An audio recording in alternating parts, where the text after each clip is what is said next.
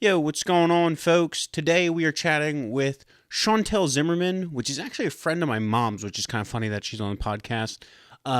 But super awesome conversation.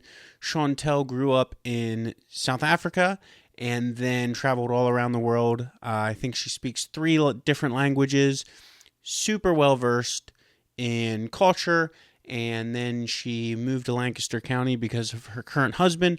The story how they met and got married and everything is just absolutely bananas. Really cool. So just a really fun story. Super fun person to hang out with. So stay tuned. It's a pretty bomber episode. Hope you guys enjoy. And as always, thank you guys for watching. But let's rip, rock, and roar and get into it. So, Was it something you always wanted to be a school teacher? Or No. how'd that happen? no, I did not. Well, at first I wanted to be a game ranger when I was like Really? 4th grade. Yeah. That's Not awesome. my character, but I liked animals, so that Uh-huh. was my initial thought. And then I think by about 5th, 6th grade, I realized I wanted to work with people, but I thought more like medicine, like Florence Nightingale. And so I actually in 12th grade, when we were doing like some work experience, I actually went to be a candy striper and worked in the hospital. Really? Nothing major. Yeah. Take temperatures. Yep. I did work in an old age home 2 Okay. summers, or our winter anyway. And I did apply to 3 institutions, but I didn't get into a single one, even though my scores were Yeah. good. But Was it like a saturation of the market deal, or what do you think it was that kept you out? I honestly believe it was God's Really? provision. That's how I see it. Yeah. Because I realized soon after that it just was not going to work for me. I'm squeamish at the sight of blood, and I can't watch someone be in pain. Yeah, maybe not the So- best job for you then. No, I don't think I would have lasted very long. So I'm glad that I did not enter that realm because I am not the best person for Yeah. it. Yeah. That's so funny. Mom probably told you our brother Paul is a nurse. Yeah. And yeah, some of the stories he tells, it's like, goodness. You have to have nerves of steel. And he did come visit my classroom one time Did to he? talk on hygiene. Yep. Oh, really? Yeah. Man, That's we're all great. just making guest appearances at Effort Mennonite. Yes. You have the connections, so why Uh-huh. not? Absolutely. What led you to Effort Mennonite then as a teacher? Well, so I moved to the States 13 plus years ago. Okay. And my husband had 6 children when I married him. He was a widower. Okay. I was a teacher. I had studied to be a teacher. I had worked overseas. Met Aaron there. Went back home. Finally Is that came your here. husband's name? Aaron. Yes, Awesome. Aaron. And so I had like worked at a homeschooling co-op for 5 years. I'd done various things. I babysat for various Okay. families. But then when Aaron's 2 youngest were coming to the end of their basically lambs, only went up to 7th, 8th grade. Okay, yeah. And so we had to make a decision. Do we homeschool? What do we do? And one of the moms at Lambs actually told me about Effort Mennonite. I didn't even know the school existed. Okay, cool. And so I went to speak to Josh. I had asked if I could possibly sub because, I was wanting to get into the education Yeah. realm more full time. And so it was that then basically that brought me to Effort Mennonite. And so the second youngest, Patrick, ended up going to school at Effort Mennonite. And within, I think, a year or so, I ended up, being asked if I didn't want to work as one of the homeroom teachers. Okay, And very that's cool. my journey. Yeah, Yeah. keeping eyes on your kids. Yeah. Seeing what they're up to. Yeah. So the 2 youngest finished, basically went from 9th to 12th. Awesome. But the youngest is now 20, almost 22. No way. Mm-hmm. That's, Yes. Do you, wait, I was like, wait, you don't look that old to No. have a 20. But then No. I forgot, okay, your Yes. husband had, how old were his children when you guys got married? So the oldest, Heather, was 16, 17 at that time. And his youngest, Kendall, was 7, 8 years old at that Okay. time. Yeah. And was that a transition like, so you're going from 0 to hero pretty much on that. 0 to full house. Yes. How Pretty was- much. How was that? I felt like the first year, I truly believe God gave a grace Yeah. that I just felt easy. Mm-hmm. It was exciting. Everything was new. I went from being single to married Yeah. and 6 kids at once. And of course, blending is not an easy journey, but I didn't feel it as much in the first year or 2. And then, you start getting used to Oh, each yeah. other and life and culture and missing home. And so I felt like the transition at first was easy for me. There were challenges, but it was like an adventure. Yeah. And of course, the honeymoon phase, being married, Uh-huh. newlywed. And Exciting. And yeah, I would say. And of course, our church community really welcomed me, and Aaron's family really Cool. welcomed me. And just kind of, they they just made room for me. Yeah. And that was really, really kind of them. And now my mom, and she didn't give me many details, but says the story of kind of how you guys met and even all that is a pretty wild story. I would say so. Yeah. So if I can ask, can you Yeah. walk me through that? Like, what does that look like? So I'll just start at the end of my school career because that's really where it started. Okay. So I matriculated or did 12th grade in 2001. Didn't get into university or anything for nursing, was very devastated, Yeah. didn't know what to do. So I kind of floundered for about 5 months. And then a friend of mine said, hey, my daughter is an au pair in Austria. Do you want to go and work for the sister of the family she's working for? I'd never left the country, never been on an airplane. I was 18. Yeah. Very shy. I thought I would always stay close to home. Mm-hmm. So, but the idea seemed very intriguing. So I said yes. And within a few months, I was on my way to Austria that May. And so I worked as an au pair, so a babysitter who, with privileges, like you should be studying and things like that if the family actually adheres to the rules. For sure. And so I lived there for a year, from May of 2002 to May of 2003. Cool. Yeah. So I lived in Austria and I found it fascinating. I worked a lot of hours. Okay. Didn't get to do much of learning, but I worked for a great family. And from there on, I then went back to South Africa. But again, our year runs differently. So we go from January to December on everything. Okay. Yeah. So I went home in the kind of the middle of the year. There wasn't much to do. And by that time, I realized I wanted to be a teacher. Okay. But I had to wait about 7 months to get into, university or at least start. So I worked at my old school as which we, in British, we'd say a hostel mother. But here we call it a residential mother, or like, when you're like at school, but you're staying on premises. What do you call that here? I always forget this word. I have no idea. How do I say it? So, dormitory. Oh, yeah. Yeah, like a dormitory mother. Oh, gotcha. Yeah. So I was that for 6 weeks and then applied to university, got in within 2-3 weeks. I was accepted. Oh, yeah. Yep, got into the res on property, on premises as well, which was an answer to prayer. And so then I studied for 4 years at the University of Pretoria on the teachers' campus. That sounds fancy. It was very fun. It was a separate campus, but it worked out really well. And how old were you at that point in time? So at that point in time, I was turning 2021. And so it was a 4-year program. I did my bachelor's in education. Nice. And really got to know the Lord at that point. Cool. I'd grown up Lutheran, so there was a lot of truth, but there were many things I didn't understand. Okay. And so it was at about 21 that I realized through the teaching I was receiving that you have to accept Jesus Christ personally as your Lord and Savior, which I didn't realize. Really? Okay, so that's not taught in the Lutheran Church. At least that's not how I remember it. Okay. Yeah. So I was baptized as an adult then, because I'd been baptized as an infant, and so that was that was life changing for me. And so those 4 years to me were just amazing. I was healed from a lot of hurts, a lot of pain and trauma, and also made great friends. Yeah. And I feel like the Lord really brought me into who I was supposed to be in many ways, if I can say it that way. So in my 4th year of studying, I had been approached by a married couple, friends of mine. I babysat for them.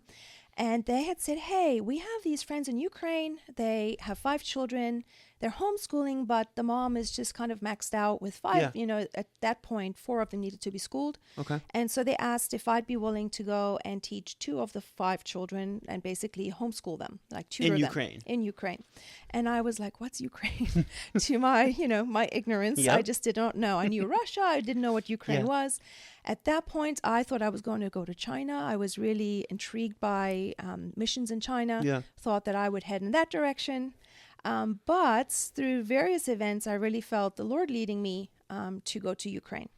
And so at the conclusion of my 4th year of university, I then 2 months later went to Ukraine. Cool. Yeah. Now, after you went to Austria and then, did you kind of get the travel bug and this is kind of like that excitement of everything? And did that lead you to keep traveling, or it was just kind of happenstance of coincidence kind of, and maybe the Lord leading you? I felt it was the Lord's leading. Honestly, I didn't really feel like I had the travel bug after I had gotten back from Austria. In fact, I was really happy to be home because I've always been very close to my family. Okay. But in about my 2nd year of university, I was introduced to missions. Okay. I didn't understand missions really. Yeah. I didn't really get what that meant. And so I had gone to a campus crusade and that's when the bug for missions bit me, if I can Gotcha. say Yeah, that. And for that's sure. really where I feel like the Lord was working in my heart and revealing to me that there are many people, yes, in our own country, but Mm-hmm. outside of my country at that point that needed to hear the gospel. Yeah. And it was really that I felt I was going to go to China, Mm-hmm. because I had read a book by a man called Brother Yun, the Heavenly Okay. Man, who had been persecuted for his faith, imprisoned for a total of 7 years. And he currently resides in Germany. He actually had to flee China because Really? they were going to Wow. imprison him again or possibly take his life. Yeah.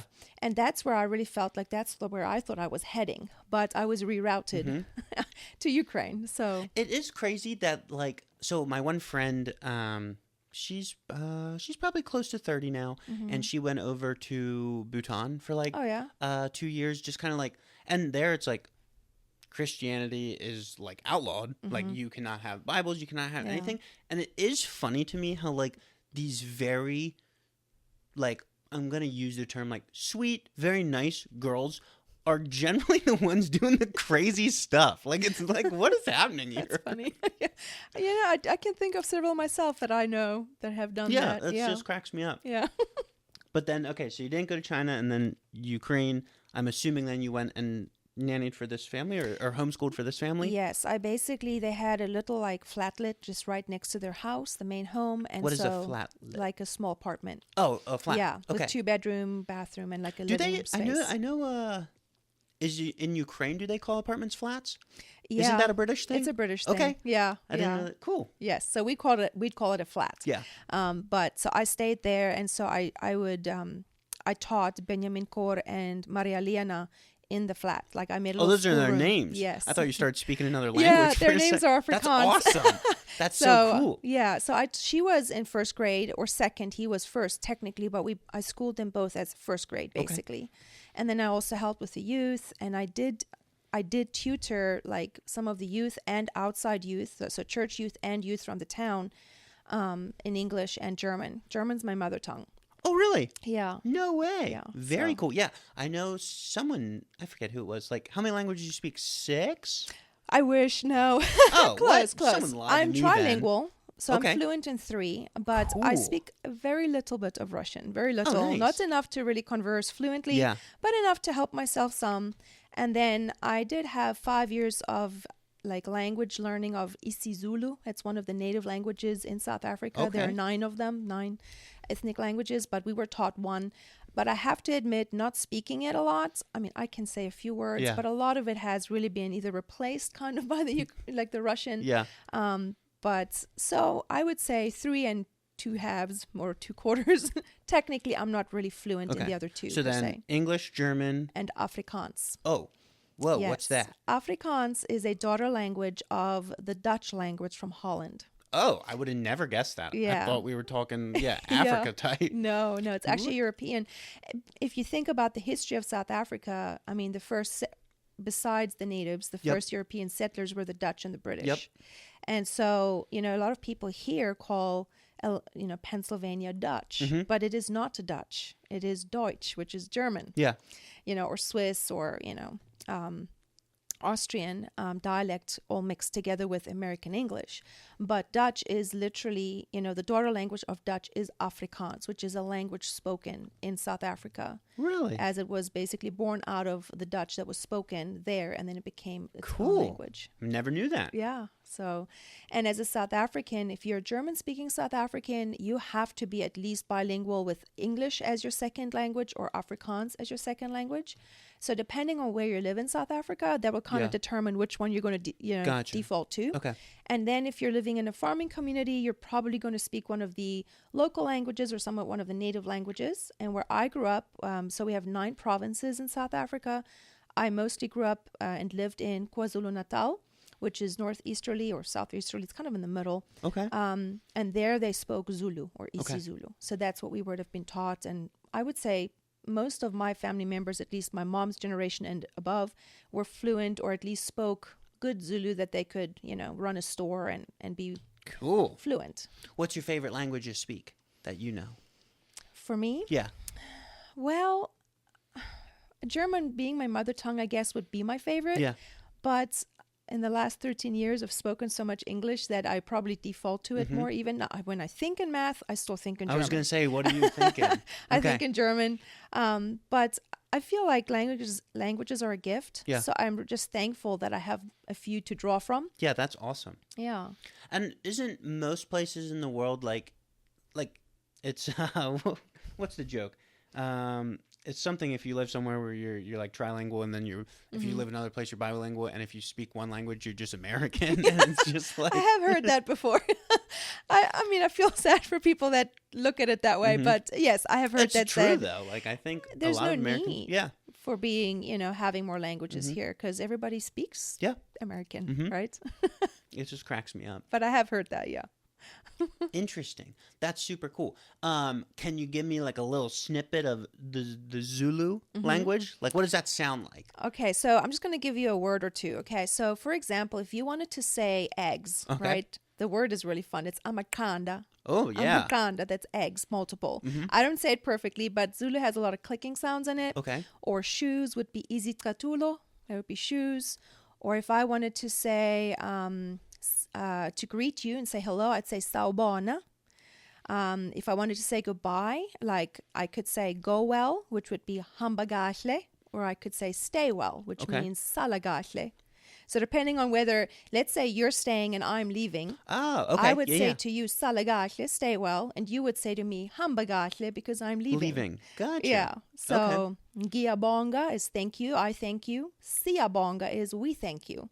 Gotcha. So depending on singular, plural, that changes some of the wording. Cool. So it sounds like it's I'm going to sound so dumb saying this because I don't even know how to say it, but like it goes up a lot at the end. Is that like a common? Yeah, and like, it's a very. Is it a tonality like language? Like I know with Mandarin, that's a very tonal language where if you say it in one tone, it could mean something totally different. Yes, Zulu would not be quite like that, but I know that in their speaking, yes, I would say the voice goes up quite a bit at the end. It's a language that speaks in pictures. Oh, okay, fun. So they might not have, like for us, like in German or English, like literally the A, we have, all of that. But in Zulu, they might say something and it sounds really strange to you if it's literally translated. But if you think of what it's describing, it does create a picture and a deeper meaning in that way.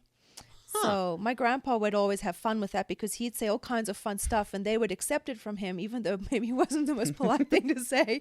But he just loved having fun. So my grandpa had a store out on the mountain for like 30 plus years. Cool. What kind of store was it? General store. Fun. Yeah, they had coffins, they had gas. Coffins? Yeah, flour bags, candy, people juice. Gotta die, I guess. Yeah, well, the mountain, on the mountain was called, or the Zulu name for the place was called Nhlezache, the mountain that spits stones. See, that's what I mean.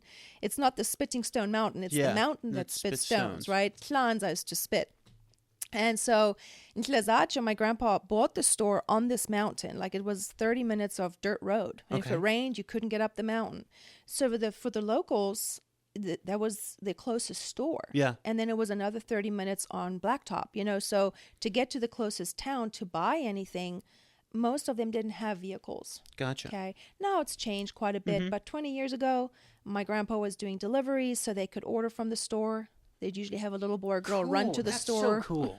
So it was different. Yeah. Yeah. With that, I've always wondered this. Like those little stores on, I'm going to call it like the middle of nowhere. Yeah. How do they get their supplies? Like who gives them their supplies? Yeah. Or do you make a lot of this stuff? Or like, is it farmed and then you're selling that? Very good question. So for my grandpa, when he first started, he would literally with his own pickup truck pick up supplies 2 to 3 times a week. Okay. So he would drive. They had a house in town in the beginning. Then later on, he moved there. But he would drive in with his pickup truck with a canopy on, and he would pick up supplies 2 to 3 times a week. Cool. Mondays, Wednesdays, Fridays usually. Yeah. Sundays, they were closed at that time. But then when my mom and dad took over the store 20 years later, my grandpa would still bring the deliveries twice a week, but then, he lived in town, they lived at the store. Gotcha. It became increasingly unsafe to leave the store unoccupied. And of course, it was my parents' home at that point. So that's how we ran it. And also about 30 years plus ago, we used to have a Susco truck that was a brand of bread. So Okay. the Susco truck, big truck, box truck, used Yeah. to come, and we used to have these big wooden crates outside that would get locked because you couldn't just leave it unlocked. Yeah. They would come early in the morning, like 5 o'clock, and deliver the bread and put it in there. And then when the store opened, the workers would, bring it into the store. But the challenge that my grandpa had more and more at that time was that the truck couldn't come up the mountain because it rained, it was muddy, Yeah. or they were just 3 days late and there was no bread for the people. So I would say when I was about 15, 16 years old, my grandpa then started his own bakery. Cool. In the store. In the store, basically between the store building and the house, there used to be an old garage, Nice. and he turned it into a bakery. And so they would bake at least 3, like, what do you call it, batches, Okay. but like big industrial, Yeah. right? So it always smelled so great. Yeah. Now, are you like, are you getting the baking supplies, or are you like grinding your own? They got all the supplies from town. Okay. Yeah, Cool. we didn't do any of that, milling or Yeah. harvesting. My grandpa just didn't. He wasn't really a farmer per se. He had trees, but he didn't. He did logging, but not growing of any of Yeah. that. So no, any supplies we needed, we got in town because we had sufficient, things available Yep. to us. That's Yeah. neat. Now, like making your own bread's like super trendy again. Yeah. And all these, my sister-in-law's like mega into it. She has her Really? own sourdough and like at the Okay. starter, and it's like Yeah. growing and everything. She's getting phenomenal at it. At Yeah. first, her stuff tasted whack, and I was like, "This is disgusting." And now it's like, "This is really No, good." it's really good. Oh my word. Yeah. But yeah, she's getting a little mill grinder that like Okay. actually grinds the.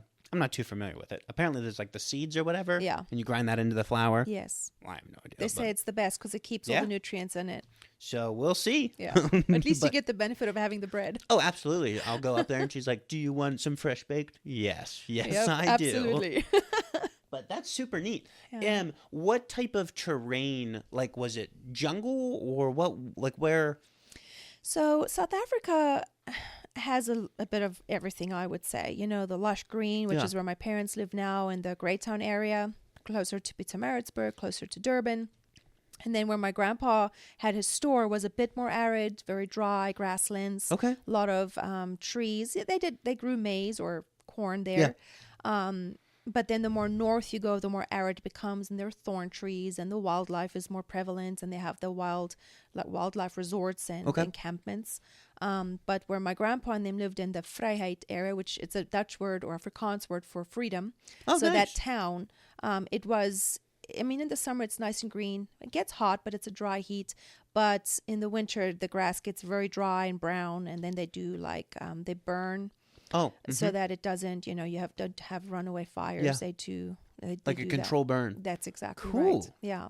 Whoa, fascinating. Yeah. I don't even know how we got there. What were we talking about? But we were in Ukraine Well, at we that were point. in Ukraine and then we came back to Africa. So let me jump back to Ukraine. So basically, after I finished studying and friends of mine introduced me to this family or told me about this family in Ukraine, the agreement was that I would go there for 8 months. That was Okay. the initial agreement. With the preliminary or the primary intention was for me to teach 2 of the 5 kids, but then of course I did teaching languages and I worked with the youth and helped the youth, and I always had the youth in my flatlet or my apartment. So I had to learn the language. I mean, I had never, not that I consciously know of, ever heard Russian before then. Yeah. So Ukraine, depending on where you were in Ukraine, Russian was spoken quite a lot, especially more Okay. the eastern parts, and then also down in Odessa, Reni, where I was. So I was very intrigued by the language, and so I would point at something and I'd say "Что это?" and I'd say "What's that?" and then somebody would tell me the word and I'd try to write it down phonetically. So that was my crash course in the language. However, I didn't really need to speak it to the family I worked for because they spoke Afrikaans. Oh, okay. And I also ate very Afrikaans Yeah. because the chef, their chef, or the person that they employed to help cook, Lena, she cooked very South African. Gotcha. So I didn't really get a deep dive into the Ukrainian culture as somewhat if I would have been immersed in it in a Ukrainian family. Okay.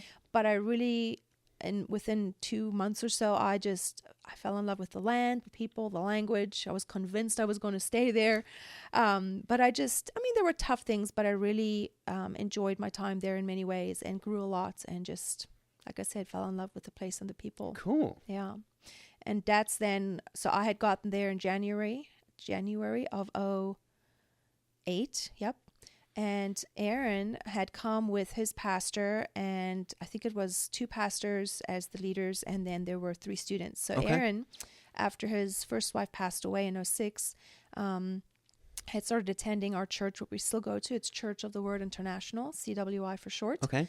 And they had asked him if he would like to do a Bible school. And they were going to start their first year ever of Bible school Cool. through Armada, which is, part of our church, or we are under Armada.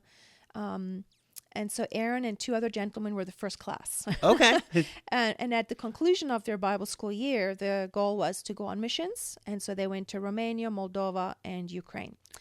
And we met them in Ukraine Oh. because they knew the Ukrainian, Okay. one of the Ukrainian pastors in town who knew Pastor Okert.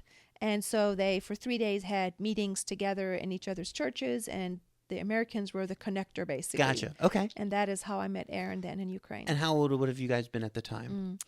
I was 26 and a half. And Okay. then Aaron, he's 9 years older than I am. So he was in his late 30s. Something like Yes. that. So about 38, Yeah. 38 at that time. Cool. And it was pretty interesting because the first night they had come to Ukraine, they ate in our house. So the Okay. family's home, we served them. And so I served them their food, made coffee, and helped Liana serve.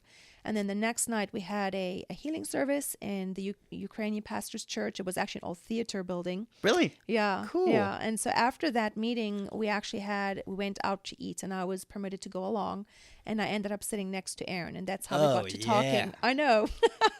It worked out just great. And so then the next night we had a service at our church building, and they had to leave for Moldova right away on a bus. They call the bus there in Ukrainian marshutka. A Okay. little bus. And so we were just able to exchange email addresses. He asked for mine, I asked for his, and then they had to go. I mean, they were like, Yeah. get on the bus and We're outta go here. because there's a schedule. And then we went to email each other, I guess, within the next month, and both emails failed. I know. We couldn't reach each other. I emailed him. It kept sending, kept telling me Yeah. it can't be received. And he told me the same thing happened with me. No way. We still can't explain it to today. That's so funny. Yeah. When you guys first met, was there like a spark, or was it just friends at first? There was an interest and an intriguing, like Okay. there was Yeah. definitely no spark. Okay. Not even close. I mean, for me, of course, I was single still, and every time, the ladies at church would see me, so when are you getting, where's your boyfriend? them old ladies I'd at had church. enough of that Ah. to last me a lifetime. And they meant well. Yeah. But, it was frustrating. And I'd been praying and asking the Lord, like, hey, what's Yeah. up? But I wasn't actively looking per se. Okay. Aaron definitely wasn't looking. He had been a widower of about 2 years at that point. Gotcha. So he wasn't on the lookout. Yeah. But when we met, we just felt a connection and we were intrigued. Let me say that. And that's where he then asked for my email address, and then nothing happened for a few months. And then I just thought, well, I guess this is not meant to be, Yeah. So it was an interesting beginning. Yeah. But for sure. he intrigued me. He was a very calm person. I really liked that. Gotcha. And I thought, okay, well, I guess we'll see what happens. And then I didn't hear anything, so I just felt like, well, I was busy, Yeah. and I wasn't going to pursue him, and I couldn't find him anyway, so I just kind of let it go. That's so funny. Yeah. That's crazy. This is incredibly crude, and I understand that, but it cracks me up. I heard someone say a joke when they would be at like a wedding or something, and the old people would come up and like, oh, you're next. And the guy's like, I started doing that at funerals to old people. And I was like, that's horrible. But it made me laugh so much. Probably no wisdom to do that, but I get it. But yeah, because it's like, dude, what are you doing? I Like, know. relax. like They I are have funny, though. control They're it. crazy. Old Yeah. people are wild. They're like, I don't know. There's a certain level of just like, I don't care anymore, which I Yeah. love. Like, I am Yeah. excited to be that old guy because I think it'll just be a ride of the time. Yeah. But anywho, okay. So my wife would have said I intrigued her. I'm curious. You said he was a very calm person, but what does intrigued mean to you? I'm curious about that.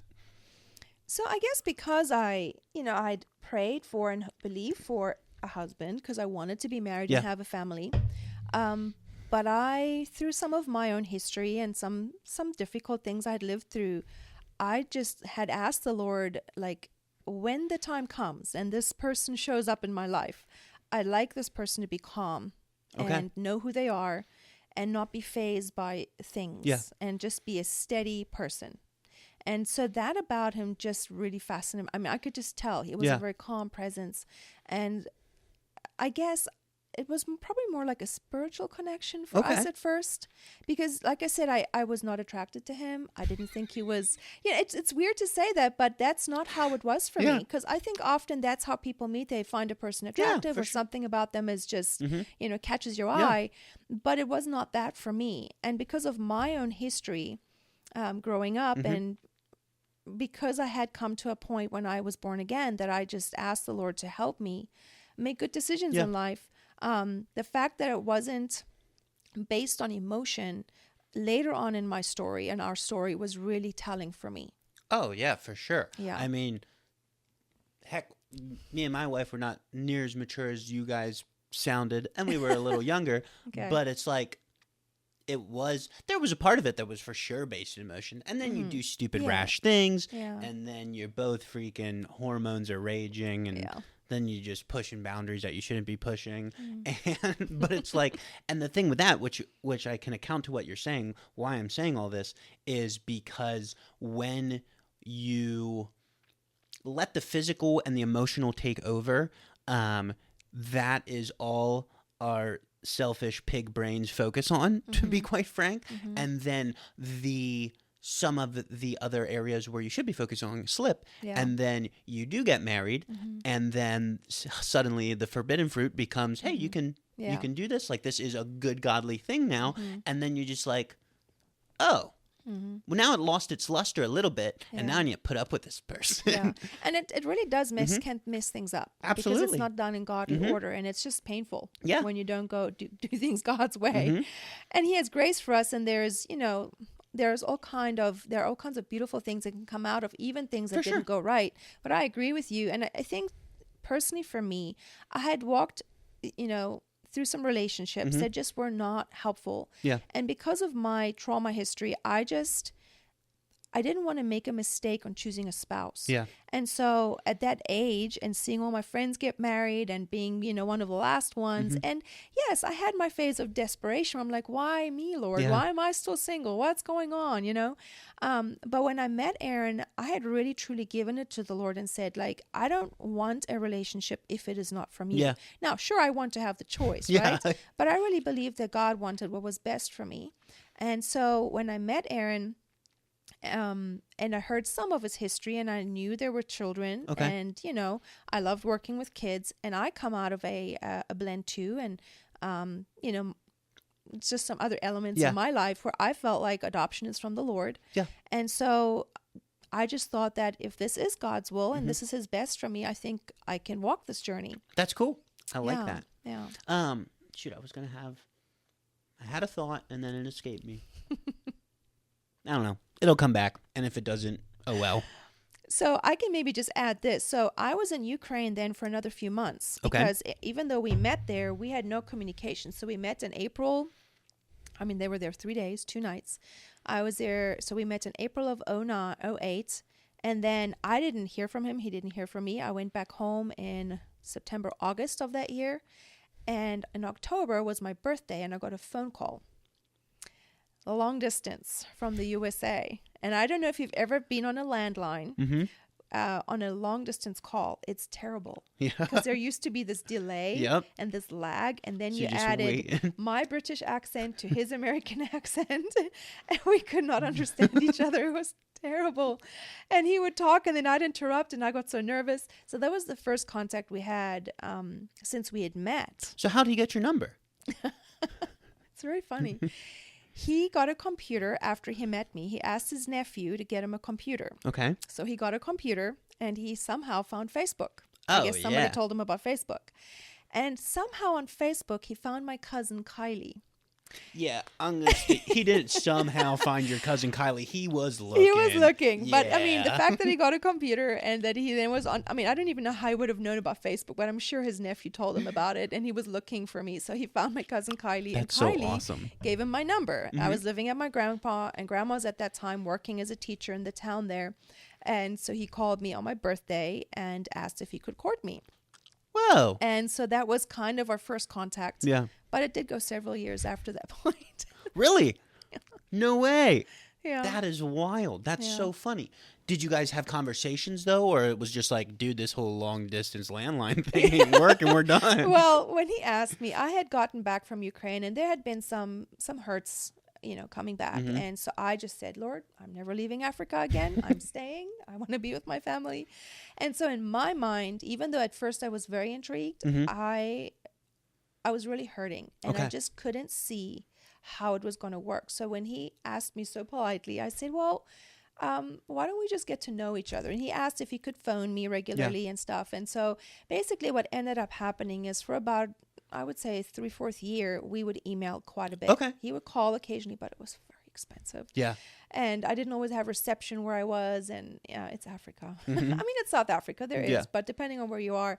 And so basically we communicated a lot on email and Okay. we got to know each other very well in that regard, because you can only do so much when you're typing. Yeah. And for Aaron, it was a big deal. I mean, typing wasn't really something he did a lot. Gotcha. So it took He him a was lot of hunting and effort. pecking over there. Yeah, but he did, and it was good Yeah. because it forced us to communicate Yeah. in a way that if you're together, you might not talk For about sure. certain things, right? So we communicated that way, and he would occasionally send a clip, like a video clip, Mm-hmm. and we had these old phones. I mean, these flip phones. So what year was it at this point? 2009, Okay. beginning of 2009. What have I been? I would have been 11. Where was I? What was I doing at 11? Yeah, we had a computer at 11. You We had- did? yeah. Okay. Okay, I was playing video games though. Yeah. I wasn't Pac-Man. courting people. I know. It was the era of technology increasing and becoming more, for the common Joe. That's so cool though. Like that's such Yeah. a fascinating concept. So how you said it was a year or more than a year? About a year that we communicated that way. And so at some point he said, well, look, we maybe we need to meet up. Yeah. Either you come here or I come there. And from the first time we actually met, which was April of 2008, till we saw each other again, was about August, September of 2009. Okay. He came to South Africa. At that point, I was living in a German farming community outside of Vryheid, where most of my family lived, about 45 minutes to an hour away. And I was living in a little flatlet. I was renting from an elderly couple from a church there. And so he then booked himself into the Whistling Duck, which was a little Airbnb or like That's awesome. it's called Airbnb or B&B basically. I mean, Airbnb wasn't really there then. And so and it was like right next to the school where I was teaching. Okay. So he came for, I think it was like 5 days. No Yeah, way. he was farming. Like it was August. It was time to, and he was still doing Bible school, Yeah. like a different kind of Bible school. But we met and I basically introduced him to my grandparents. My Okay. grandpa, bless his heart. I think he scared Aaron silly. He was such a stern German. I mean, I knew my grandpa well, but poor Aaron, I think he put him through the ringer. And he got to meet like my aunt and uncle. But he didn't meet my parents at that visit because they were out at Nhlizatshe, which was gotcha. like an hour away. And we Yeah. had such a short time and my parents were so busy at that time, it just didn't work Yeah. out. But my family really took a liking to Yeah? him. Yeah. Cool. Yeah, he really fit in just right away. Yeah. What is that like? Like what are you going through mentally and emotionally in that? Where it's like, okay, I've met this guy once. Now we've been emailing back and forth, and now he's going to be with us for 5 days. That seems high stakes. It was very nerve-wracking. Yeah. Because I couldn't understand why this man all the way from America would come all this way. And to be honest, I was really scared because I was not the type of person to string him along. Yeah. So to me, this wasn't a game. Yeah. This is serious. This is marriage or it's nothing, right? Not that we were talking marriage yet, Yeah. okay? But, it was a pretty serious thing. And of course, I knew there were children in the mix and it just felt really big. And because of, again, some of my history, I just was afraid of making a mistake. And Aaron would say he could see the fear on me and he realized I was dealing with some elements of fear but he was willing to walk it out. Yeah. He could see past that, if I can say it that way. Yeah. But I was pretty on edge. That's so funny. Just because and I don't know, I'm a very lighthearted person, kind of a goofball, But for whatever reason, and I think it was kind of based potentially on my parents' relationship, I just took dating way too serious. Oh, really? Which was insane. Like, I was talking about marriage, and I was like, what am I doing? Like, I don't even, it was so funny, but not in a good context. Okay. Like, I was just like... 0 to 100. Yeah, I was just like, oh, what am I doing? Yeah. But that's so funny. And then, yeah, even on my wife's side, she was very nervous. Like, is this the one for me? Like, what's going on? This guy is crazy. And then, oh, yeah, we worked through all that. We broke up 3 times. It was bananas. Oh, no. Our dating relationship was wild.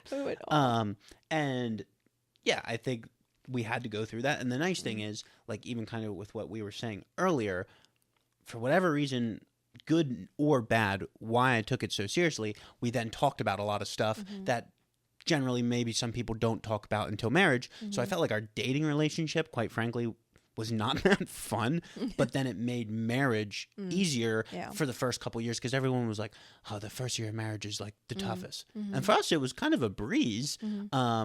And maybe we were still in that honeymoon stage, but then, yeah, for us as well, year 2, year 3, then that's when the stuff started to like, oh, now we got to work through. Yeah. This is hard. This is lots of fun. So that's very funny. But I didn't want to jack your story, so now continue. I apologize. No, it's good. So basically, he came and he asked if he could court me again. I was still quite terrified, and I just did, because I knew if I say yes, it means I have to leave everything I love and everyone I love behind. Yeah. And I was very close to my family, because my family, not just, it wasn't just like my aunts and uncles and grandma and grandpa. They were, many of them, like parents to me, because they helped raise me too. Okay. So they were very much a part of my upbringing. And so to leave that, I just wasn't sure if I could do that. Yeah. And so I was dealing with some of that. And was there ever any talk of him coming to South Africa? No. That wasn't on the table? Not even close, because he had a farm. Gotcha. He owned his own farm at that point. He owned his own farm. Okay. There were 6 children. They were all in school. And so it never even came up. Yeah. There wasn't even a consideration. It just made sense to us both that if anybody's going to go anywhere, it's going to be me. And he wasn't putting any demands on me. I mean, he was very patient with me, very understanding. And he was, in a good way, persistent. Yeah. He could have just packed his bags the first time and said, this lady is not worth it, right? But he, for his reasons, just kept going. And so after that first visit to South Africa, he basically, he'd asked again if we could court, and I said, look, can we just be friends for now? I'm just feeling unsettled. I don't have peace in my heart. And it wasn't about him. It was about all these factors that I just couldn't see my way through. And so he was very patient. We did keep emailing. We did occasionally still talk on the phone. And, somebody might say I was stringing him along. But I can honestly say, from my perspective, I was so intrigued by him, and I didn't want to miss it. Yeah. But I was so terrified of leaving what I knew and loved forever in my mind, right? And he was very gracious as I was walking through that for several months. And so it then went about 6 months, and he surprised me by showing up. Now, let me say this. Before he came, he had spoken to someone at church. It was a woman, a couple, and the woman counseled him, like, don't you ever show up unannounced on a woman. Yeah. That is not wisdom. And he prayed and said, okay, Lord, if she's supposed to know I'm coming, please let her know. So, funny story, I was at church the Sunday before he showed up. I was at church. I was the youth leader at our church, and the lady that owned the Whistling Duck came up to me in the bathroom. I was heading in, she was heading out. Where all good conversations happen. And she goes, oh, I hear, and she said it the South African way, Aaron is coming. And I'm like, who's coming? And she's like, your American friend. And I went white as a sheet. And I started crying. And she looked at me like, what happened? And I couldn't tell her. She didn't understand what was going on in my heart. And it wasn't like, I didn't grow up in that community. I was kind of like an outsider in the community, although I was well received in many ways. So I wasn't going to share why all of a sudden I'm so upset. And I remember I headed out. We still had meetings that afternoon. I was like, I need to just go call my parents.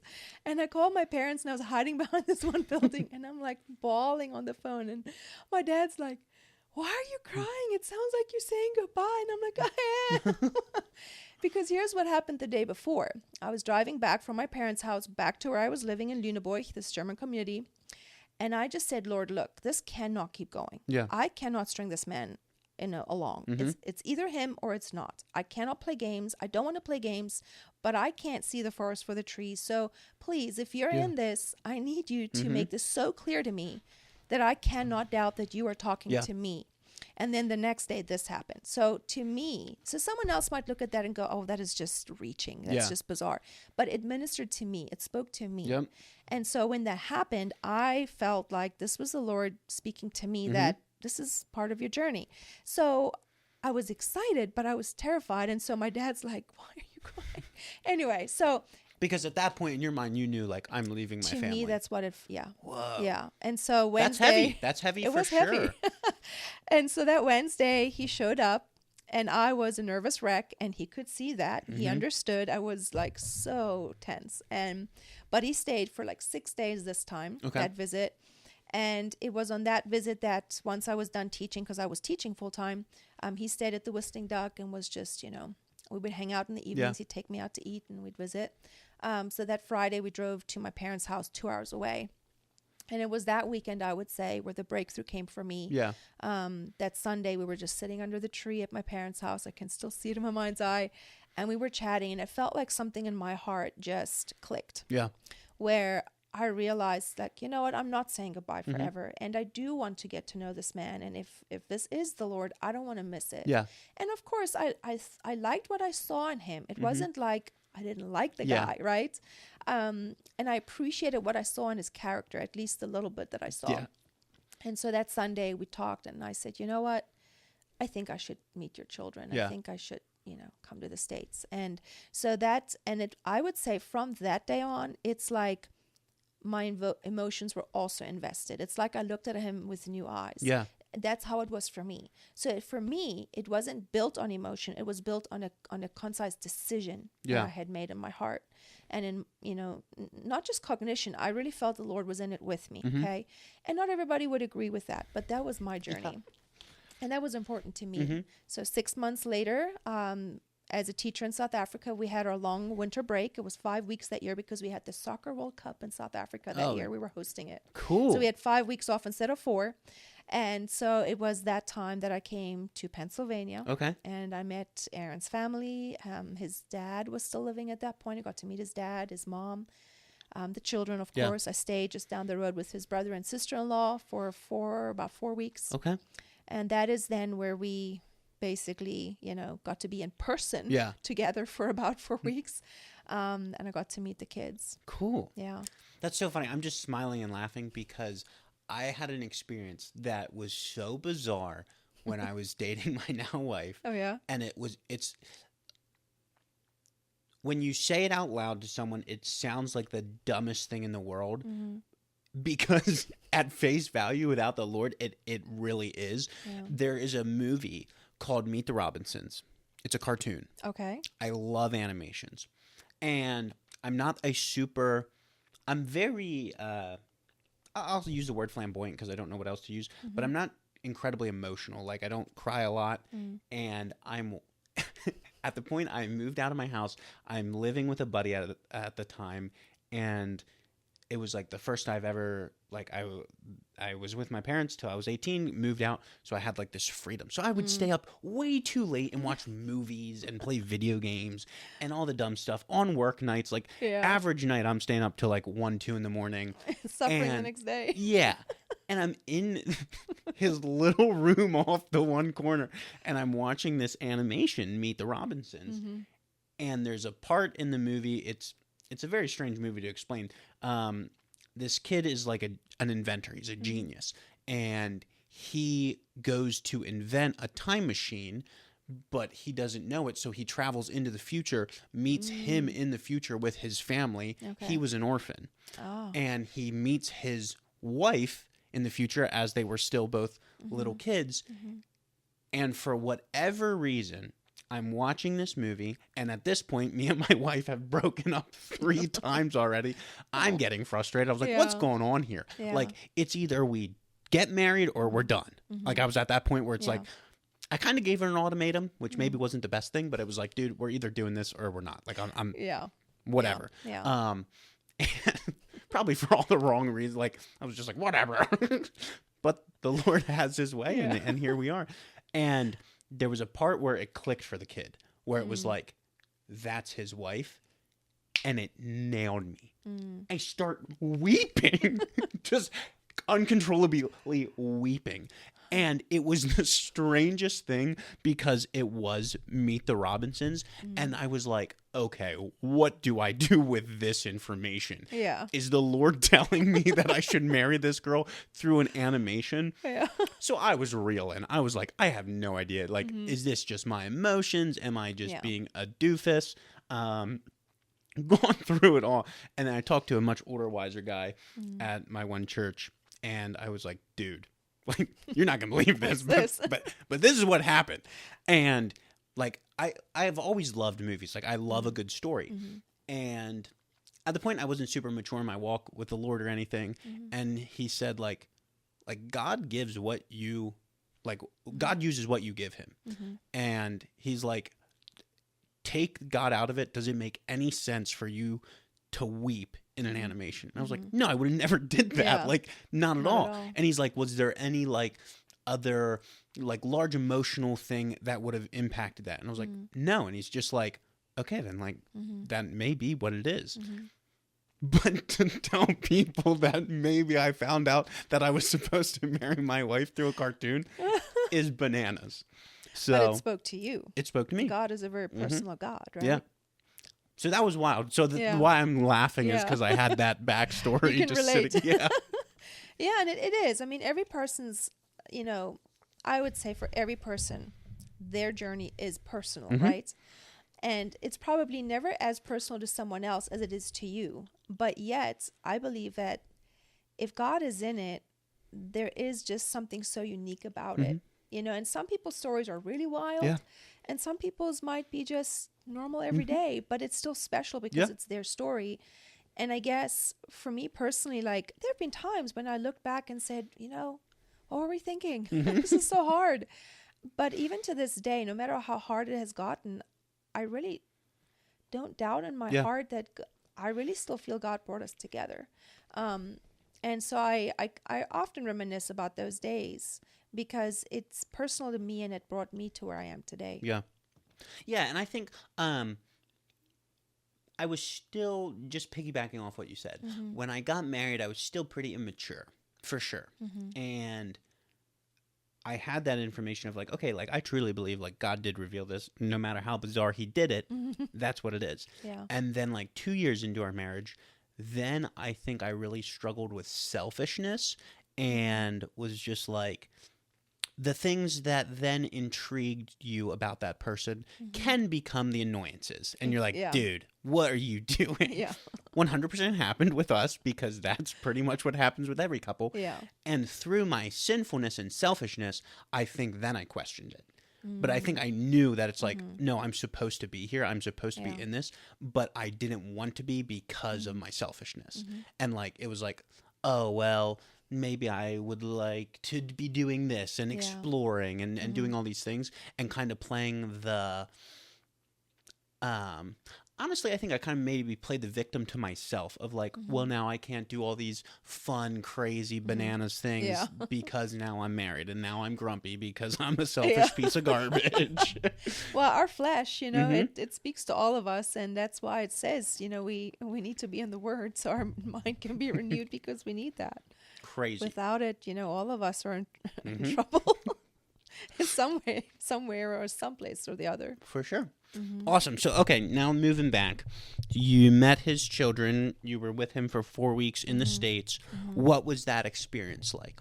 I'm a big one where I like to know people's emotions. Like what I like to get inside their head and like try to put myself in that position if I was there. Yeah. So that's probably why I'm prying, if you will. It was crazy fun and adventurous and so scary at the same time. And everything was so different. I mean, I sounded different. I spoke different. So people didn't always understand me.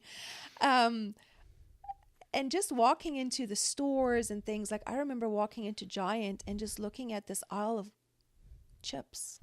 And I'm like, my jaw just dropped. And my friend was like, she looked at me and she burst out laughing. Yeah. She's like, why are you staring at this aisle of chips? I'm like, this is insane. Yeah. There's so much, like, Yeah. it's so big, like everything is so big. So on that side, I just was like gobsmacked by Yeah. everything. The big trucks, everything was big. But on the side of what I was looking at, what I was possibly coming to, I was intrigued. I'd never heard of the Mennonites. Oh, okay. Didn't know what that was, who that was. Yeah. I'd heard of the Amish, but in South Africa, you'll hear people say the Amish. Yep. So I'd heard of that, was quite intrigued by it. And being a German South African, I was extremely intrigued by all the German road names and everything German. Like, Yeah. Aaron, I think I wore them out. I was like, look, that's German. Oh, this is what it means. I think he would never say that, but I must have worked on his ever living nerve with all the excitement of what I saw that was German. But there were very real moments of walking into his home and going, I don't know if I can do this. Yeah. This is insane. Like, Lord, I don't know that I have what it takes. Mm-hmm. And feeling, especially in the first week, I had moments of like, I don't know what I'm thinking, not because anything was bad or anyone was doing anything wrong. It looked so big. Yeah. And it is crazy. Like, we can address it. Like, that's wild because, and not that it's crazy. It's just not how generally it works. Yeah. And for the most part, if anyone that has either walked a journey of possibly a broken marriage or been a part of a household where marriage did not work out for some reason, or there was a death in the family, will tell you that marriage is not a cakewalk. Mm-hmm.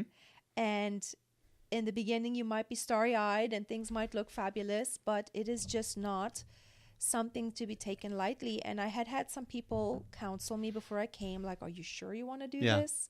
Do you understand what you're getting yourself into?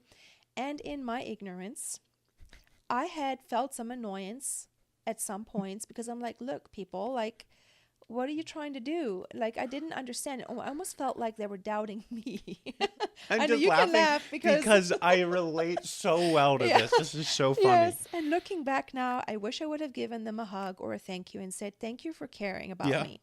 And thank you for trying to help me see the reality. Mm-hmm. Because yes, years down the road, some of those very things that were brought to my attention were very real elements that I had to walk out. So it's so funny because and I think I was the best boyfriend. I was so intentional. I was romantic. And some guy told me, he's like, dude, this ain't gonna last. Yeah, right, it won't. I'm gonna what do you know? And I just mouthed off to him and just it's funny. And so many people, and I'm one where like, tell me what to do and I will do the exact opposite. That's kind of my personality. Okay. I'm just you like a challenge. Exactly. Or to prove somebody wrong. Yes. And for whatever reason. Yeah. So every time, like, bounce right off my thick skull. And just, and then you go, oh, eat humble pie later, right? Because it's like they were right. There's been so many times I've had to go back to my parents and like, you were right? Yeah. Dang it. You knew what you were doing. Yeah. So funny. But no, that's just why I laughed. Yeah, I get it. And it was, I really did. I wrestled a lot. Of course, I was really starry-eyed with everything I was seeing. I mean, America was like a different planet to me. Yeah.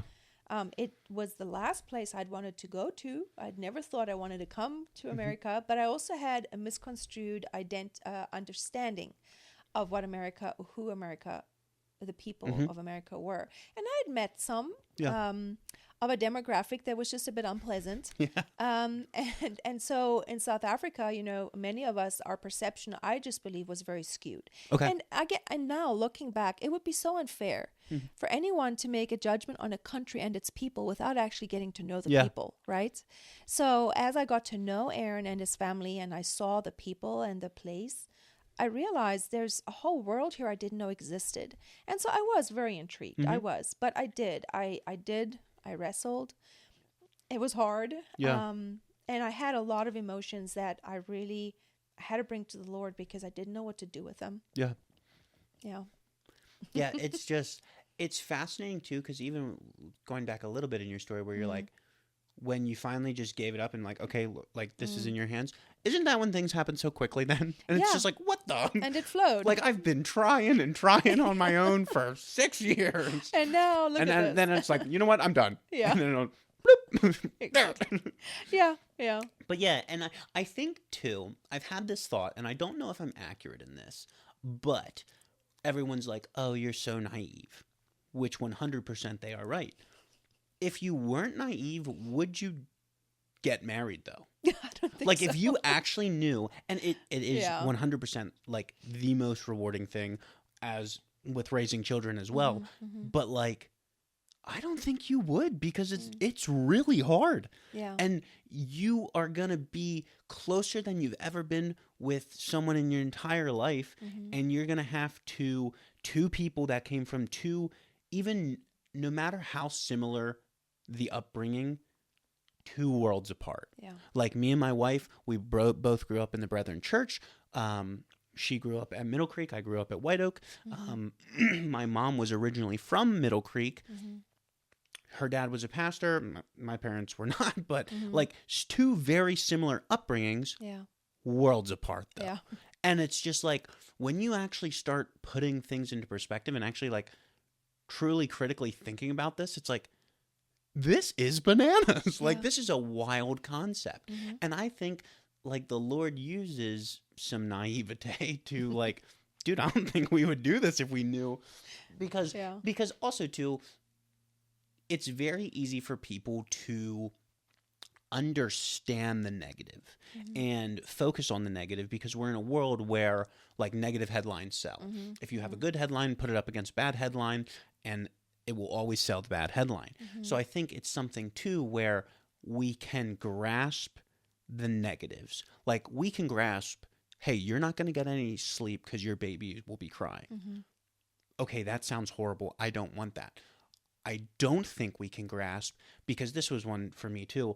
I recently have my daughter is 7 weeks old. Wow. Yeah, crazy, Little. super cool. Yeah. And I always knew, I was like, kids are gonna be tough. Like kids aren't my young babies are not my forte. They scare me. They're fragile. I don't give me a toddler. Yeah. Let's go. That'll be awesome. Yeah. But I understood very quickly, even before having my own children, the sacrifice it would take. That probably came from my selfishness, because I was like, I'm going to have to die to myself in a lot of this, and I didn't want to. So I hyper fixated on that. But what I could never understand is the joy until I walked it. And because people were like, the moment you look at that little girl, and I was like, shut up, you don't freaking know. And just like, and it wasn't for me. Like I looked at her, I was like, whoa, this is very cool. I actually cried a little bit, but it wasn't real yet. Then I was holding her the one time and she smiled, and something clicked for me where it's like 95% of the like raising a child is exactly what I expected. And that's like the hard stuff, the changing the diapers, the crying, the little sleep. But the 5% of joy I could have never accounted for. And that will way outweigh the 95% of, and that just blew me away. Because it was like, I would have never understood this. Yeah. Because you can grasp the hardship, but I don't think you can grasp just how much joy is packed into that 5%. And just I don't know, I'm still like super fresh into this, so I'm still like processing it. But there is no other feeling that I've experienced like that, because, and I think what I've come to, and you are more than welcome to chime in on this, is people were like, it's going to be the best day of your life. And how I interpreted that was, it's going to be the happiest, like all joyous day of your life. What I've come to find is it's the most all-encompassing, where you experience the lowest lows and the highest highs in a bundle. And I never would have understood that. And that makes it the cool thing, because it's like, if you just have happy, then it's dull, because there's no sad to make it happy. So that kind of just floored me. I know I kind of got deep there, but Yeah, no, but that's amazing. And I think, see, I cannot speak to that per se because I've never walked that journey yet. Hoping to, but I haven't yet. But I mean, I know that, I think I heard this said somewhere that why would a sane woman who has gone through childbirth do that ever again? So I cannot say that I've experienced that, but I wonder, like, because I know it's a painful experience, but yet I would say it's what you've described. And of course, for a woman, I'm sure the experience is much more profound because it's very much in her own body and experiencing all of that. But it is true. I think if we would know ahead of time what is to come, I don't know that we would do many of the things we did, whether it's raising a child or getting married so I do believe that there has to be a level of ignorance. I think so. For us to actually walk into something. And some might call it ignorance. Somebody else might just say, well, it's just not knowing yet. Okay. Now that could be labeled as ignorance, but I mean, how does the word say it? That it's something to the effect, I'm paraphrasing, I'm not using the exact wording, but if we would know what is to come, we probably never would step out. So God gives us what we can handle, or we know just enough to light our way, And even, whether it's in your journey or in mine, I would say we could probably say, yes, we understand that now. Yeah. Because if there were, there are things, if I would have known them, I don't know if I would have had the courage. Yeah, I don't think I would. And so I'm glad I didn't know, even though some things I kind of wish I did. Yeah. But it is that the nature of life that we can't know the future. We shouldn't, unless God, of course, speaks to us and, tells us something we need to know to help us. But generally, we walk things out and we learn as we go. I would say I was very naive before I came. Yeah. But I'm here. Yeah. So that's so cool. Maybe it was, I believe God can use anything for the good. No matter what ignorance or mistakes I bring to the table. Yeah. Yeah, and then, so with that, that would have been, what, 2010? That was in June, July of 2010. Okay. Yes. Very cool. And then, till how long did you guys actually get married then? So, I came back end of July. 2 months later, Aaron came to South Africa. Okay. And he asked my dad if he could marry me. So, he proposed 2 months later in South Africa. Nice. And then our plan was to get married the next February. Okay. However, we did not account for the government and the paperwork that goes with coming to the United States. Oh, okay. Yes. So we got engaged in September. He came again in December because we thought we were going to get married in South Africa. So we were looking at a venue and all of that. And he kept telling me, like, don't put a date in place yet. He went to the lawyer. We were going to apply for a visa for me to come, a fiancé visa. And the lawyer said maybe 6 to 8 months. So, but I wanted to get married and I needed to get invitations out. So my mom and I, and, we were planning for February, and February was coming and no papers were yet in place. I hadn't gotten any paperwork. Long story short, by the next July, we had postponed our wedding 3 times. Not Aaron's fault. He had warned me not to put a date in place. But by July, nothing came. So I reached out to the consulate in Johannesburg, South Africa, and I said, we applied in like August, September, October of last year, like, what's going on? And they said, well, we sent you an email and we sent you a package. You should have responded to those. Okay. I never got either. Your email is struggling. I tell you, something was really messed up. So that was in like July. And so we basically had to do all kinds of I had to jump through all kinds of hoops, go to the police station to get an affidavit of this and that and the other, and then go to the consulate, stand in line for hours. So I drove to the city. It was like 6 hours away from my parents' house, 4 to 6 hours, depends on how fast you drive. Yeah.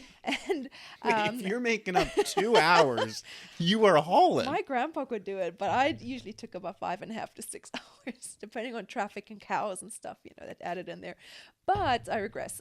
So I went to the consulate, finally got an appointment, and it was in the consulate that it was said to me that, all right, here's your visa, or we're gonna grant your visa. It'll take about 2 weeks for it to be sent to you, but this is what it means.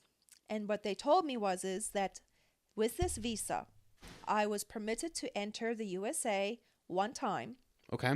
And I could not leave the USA until I had a green card. Oh. So this was a single entry visa, Okay. permitting me to come to the States, get married, and then only leave once I had a green card. So you had to stay in the U.S. until you, acquire Okay, this but green I card. had a wedding planned in South Africa Yeah. with my family and friends. So I found out in the consulate that I could not have a wedding in South Africa. Because if I even had just a ceremony that even looked like or had a hint of a wedding ceremony, it would cancel my visa Oh, really? immediately. Whoa. Excuse me. So I burst out crying right there in the consulate because all my planning, all my dreams Down the were drain. just shattered right Oh. there. And it was told to me I had to get married on American soil. And what's like I don't get politics. What's the reasoning behind that? I don't know. Just because. It's the rules. Yeah. You know? Not that I cannot say exactly what all the reasoning was, but it was basically made clear that Oof. I cannot even just have it can't just even be like a hint. Yeah. You know? And so what if you would have got married? They wouldn't have let you leave the country? if they would have found out, they wouldn't have let me enter the U.S. on that visa, and I would have had to start all over. Oh, okay. But you're not getting prosecuted. You're No, not... Okay. but it took about Yeah. a year for me to just get my paperwork to I'm come be with my tracking. husband. But yes, you're right. It wouldn't, as far as I understood, there wouldn't have been any legal ramifications Okay. for me other than I couldn't have entered Then the another USA, delay, I and then would you're have had going through to- that entire exactly. process. Oof. So I think it was 2 weeks later, less than 2 weeks later, I got my paperwork. I got on the plane on the 3rd of August, landed in the USA on the 4th of August, and got married on the 14th of August here in Lancaster County. So delayed to Yes, it's happening. too quick. And I mean, Aaron and I had been waiting for a year, and we were just ready to be together. Yeah. And I remember Skyping with my family on the morning of my wedding, and I was just bawling. I mean, my parents weren't there. None of my family were there. So that was really hard for me. But here was the wonderful thing. So basically then what we did was 6 months later, we had a wedding Okay. in South Africa in my aunt's garage. Oh, cool. So I had, we had basically slashed the guest list to half, which was about 50. And then my parents they had said if we would lessen the guest list, they would pay for Aaron's children to come with us to South Africa because they had never met them. Oh, really? None of them had met each other yet. None of my family had been there here. Gotcha. They hadn't gone there. Only Aaron had met everybody and I had met everybody. Okay. Yeah, so it was pretty wild. And so the kids all came along and we had our wedding there. And so for me, that was really special because I got to celebrate with my family and friends. I did have a cousin who attended my wedding here because she was au pairing here at that time, which was nice to have.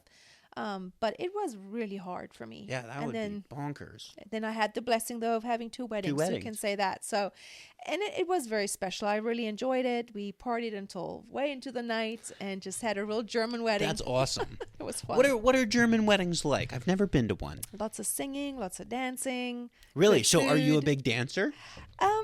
Well, I guess it depends on what kind of dancing. I was, in South Africa, we call it in Afrikaans langarm. So it's kind of like jiving. Okay. So you're dancing with a partner, but it's not weird. It's not weird. It was just fun. That's how I grew up in the youth. You'd sing together, you'd dance, you'd just kind of chat, have coffee and tea and cake. That's awesome. Yeah, so it was a special day for me. Yeah, that's so cool. I love dancing. Yeah. Wedding dancing is a blast. Yeah, it's so fun. It is. But now that kind of, correct me if I'm wrong, because I'm brethren. Yeah. But that contradicts the Mennonite thing a little bit, right? Mm-hmm. Okay. Yeah, Aaron was he was, how do I say this? He was open to experience my culture. Yeah. So no, that was not something we had at our American wedding. And the American wedding, I just have to tell you, so it was so bizarre to me. Looking back, I now see it, but back then I was so flabbergasted because by 8:00, almost a third of our guests had left. Gone home. Yeah, they ate and then they started greeting us. We hadn't even finished eating, and everybody's coming to say goodbye, and I'm like, why are all the guests leaving? And he's like, oh, that's how it is. I'm like, they're not going to stay and party with us. And when I say party, I don't mean, weird things. Yeah. I just mean having a good time, For sure. having good food, visiting. In the German culture, we have brass band that plays. And I have some family that is a lot of German Germans in South Africa are very musical. Okay. It's part of our culture. And so, like, my dad used to be part of a musical band that would Cool. play at events. And so he and his cousins and my uncles were all playing together. And That's sweet. my dad was playing the T-box, and, you know, and we were all singing together, all these German songs we knew. And so Aaron, to his credit, was very open to just experiencing my culture. Yeah. And so, and he was not a dancer, but Yeah. he did dance with me at my wedding, our wedding. I danced with my grandpa, my uncles, you know, and that was special to me because that's how I was raised. Yeah. That's cool. Yeah. Yeah, I think again, kind of a rebel pushing the envelope. I get it. But it's something where done wrong, yes, it can be very detrimental, and I totally get dancing, and then you mix alcohol, and that gets kind of bananas, and then there's all the lewd dancing, so I understand that. But also, too, I love to have a good time. Yeah. And if it's, like, fun dancing, it's a celebration, we should be doing this. And we didn't have dancing at our wedding because, my parents, they're brethren, and then her family's also brethren. And that is one thing I wish we had because it's just so fun. Yeah. It's so fun. And like my whole family, they all have 2 left feet except for my one sister. Okay. But it's so funny because like at my brother's wedding, I'm just going bananas on the dance floor. and his wife also loves dancing. Okay. And the one guy made a comment like, yo, you're marrying the wrong sibling or something. It was so funny. Just because, like the brother she married is just like super like serious dude. Like he's like, I'm not doing that. Like so funny. Yeah. But yeah, it is interesting. And like I'm one where I don't like controversial. Like I don't like to be controversial in an aggressive way. Yeah. But I love discussing differences. And I think I like understanding things. And like, okay, well, explain to me why. And I can get a little snippy in there for sure. But that was something, that I kind of struggled with where it's like, okay, I get it. And then becoming a little bit older, a little bit wiser, you start seeing like, okay, I understand. But in the moment, I was just like, meh. Yeah. And see, for us, the cultural differences were quite huge. Yeah. Because, I mean, in his culture, this area, I mean, social drinking is just not something that happens. And so like dancing, whether it's ballroom or something completely in most people's eyes appropriate or not, or just how you socialize or how you visit or how you have, your wedding planned out. We were so polar opposites. And so here, when we had our wedding here, I mean, I just wanted to respect, what was normal to him. And so, and when he came to South Africa, I mean, I was not someone that lived in the party scene. Okay? That was not who I was. And compared to many people, I probably was extremely conservative, in many ways, how I dressed, how I conducted myself, how I lived. But in South Africa, social drinking is more the norm. Okay. And it's not something, it's almost like just having a cup of tea. Yeah. And so, but I wanted to be respectful of his culture. He wanted to be respectful of mine. And I mean, we as a couple do not. Yeah. We don't drink. That's just not what we do. And of course, if we would live there, maybe our lives would look different. I don't know that it would necessarily, but because it's a personal conviction that we have. And so we've chosen to live a certain way. But yet when I go home, I see different things. Now, my family has also changed a lot over the years and has moved away from some things that they used to enjoy just because of personal conviction and their faith conviction, But Aaron was never judgmental towards things. He did, as we got to know each other. I remember this. It was our first or second visit together. I don't remember. My family and I used to enjoy this program in Afrikaans. It's Noot vir Noot. So in English, it's translated as Note for Note. It's a musical contest show, like you have to guess the song or the artist or whatever. And we used to enjoy that. It was like an hour, and that was like our fun family thing. And we were watching it when Aaron was there, and there was this song by ABBA playing. And we were singing along and like trying to guess. And Aaron afterwards is like, do you understand what that song says? And I looked at him and I said, well, no, it's ABBA. Yeah. And he's like, but he just made me aware of the importance and the power of words. Yeah. Because back then I didn't understand that from the word of God, that Mm-hmm. words of power. And so we would just listen to whatever for the most part. Yeah. Okay, there were limits, right? For sure. But I mean, he just listened to ABBA and he's like, that's not a nice song. Not that they're a bad group, okay? Yeah. But he just said to me, just think about what the song is saying. Yeah. And I remember just having a new perspective after that point. But Yep. at first I was like quite offended. I'm like, Yeah. what do you mean? There's nothing wrong with the Yeah. show. It's family friendly. But again, it was culture and perspective. And we grew up very different. Yeah. In some ways, very similar because of our German heritage, but in many ways, just night and day. Yeah. And then he's male and I'm female. Mhm. You know, we have So, those differences yeah, too, of for course, sure. right? So That's been- interesting. I'm curious, and I think I like prying maybe, but like with a cultural difference of where social drinking is acceptable, how did you then get to the personal conviction that you weren't going to do that? So I've in my youth, when we were, when you turned 13, 14 and you were confirmed into the church as a Lutheran, that's basically that age when you become not an adult, but like now you're, semi-adult and you Okay. can make your own decisions and you can go to youth events and so Cool. on. There was a lot of drinking there, and I saw things that At 14? Oh yeah. Really? Yeah.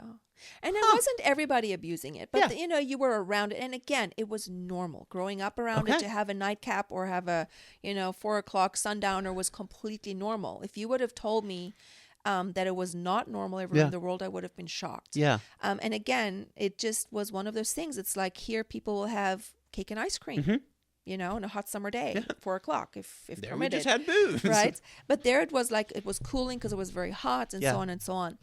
But I also had some extended family members and, some closer that just were not wise in their usage. And so I had a trauma history where I just had said that I don't want that to be my story. Yeah. And that's not who I want to be. And I was never the one that indulged. Like I was always a designated driver. Yeah. And I was usually the one needing to take care of an individual if it needed to be, in that case. It didn't happen a lot. Yeah. It was very rare, but on occasion. And I wasn't always invited to parties because I was the goody two-shoes. I wasn't going to, join in. And it just was that thing of, I don't want this to be my story. Yeah. It doesn't mean I never enjoyed, maybe a glass of wine. But when I married Aaron and I saw a different way of life and I got to know the word more, I just felt like it's not something that I need to have. Yeah. And also where the word says, if it's a stumbling block to your neighbor, to refrain. And I just felt like it's just really not that important to me. Yeah. And if I have to stand in front of the Lord someday, I'd rather say it's not something that I needed to have in my life. Yeah.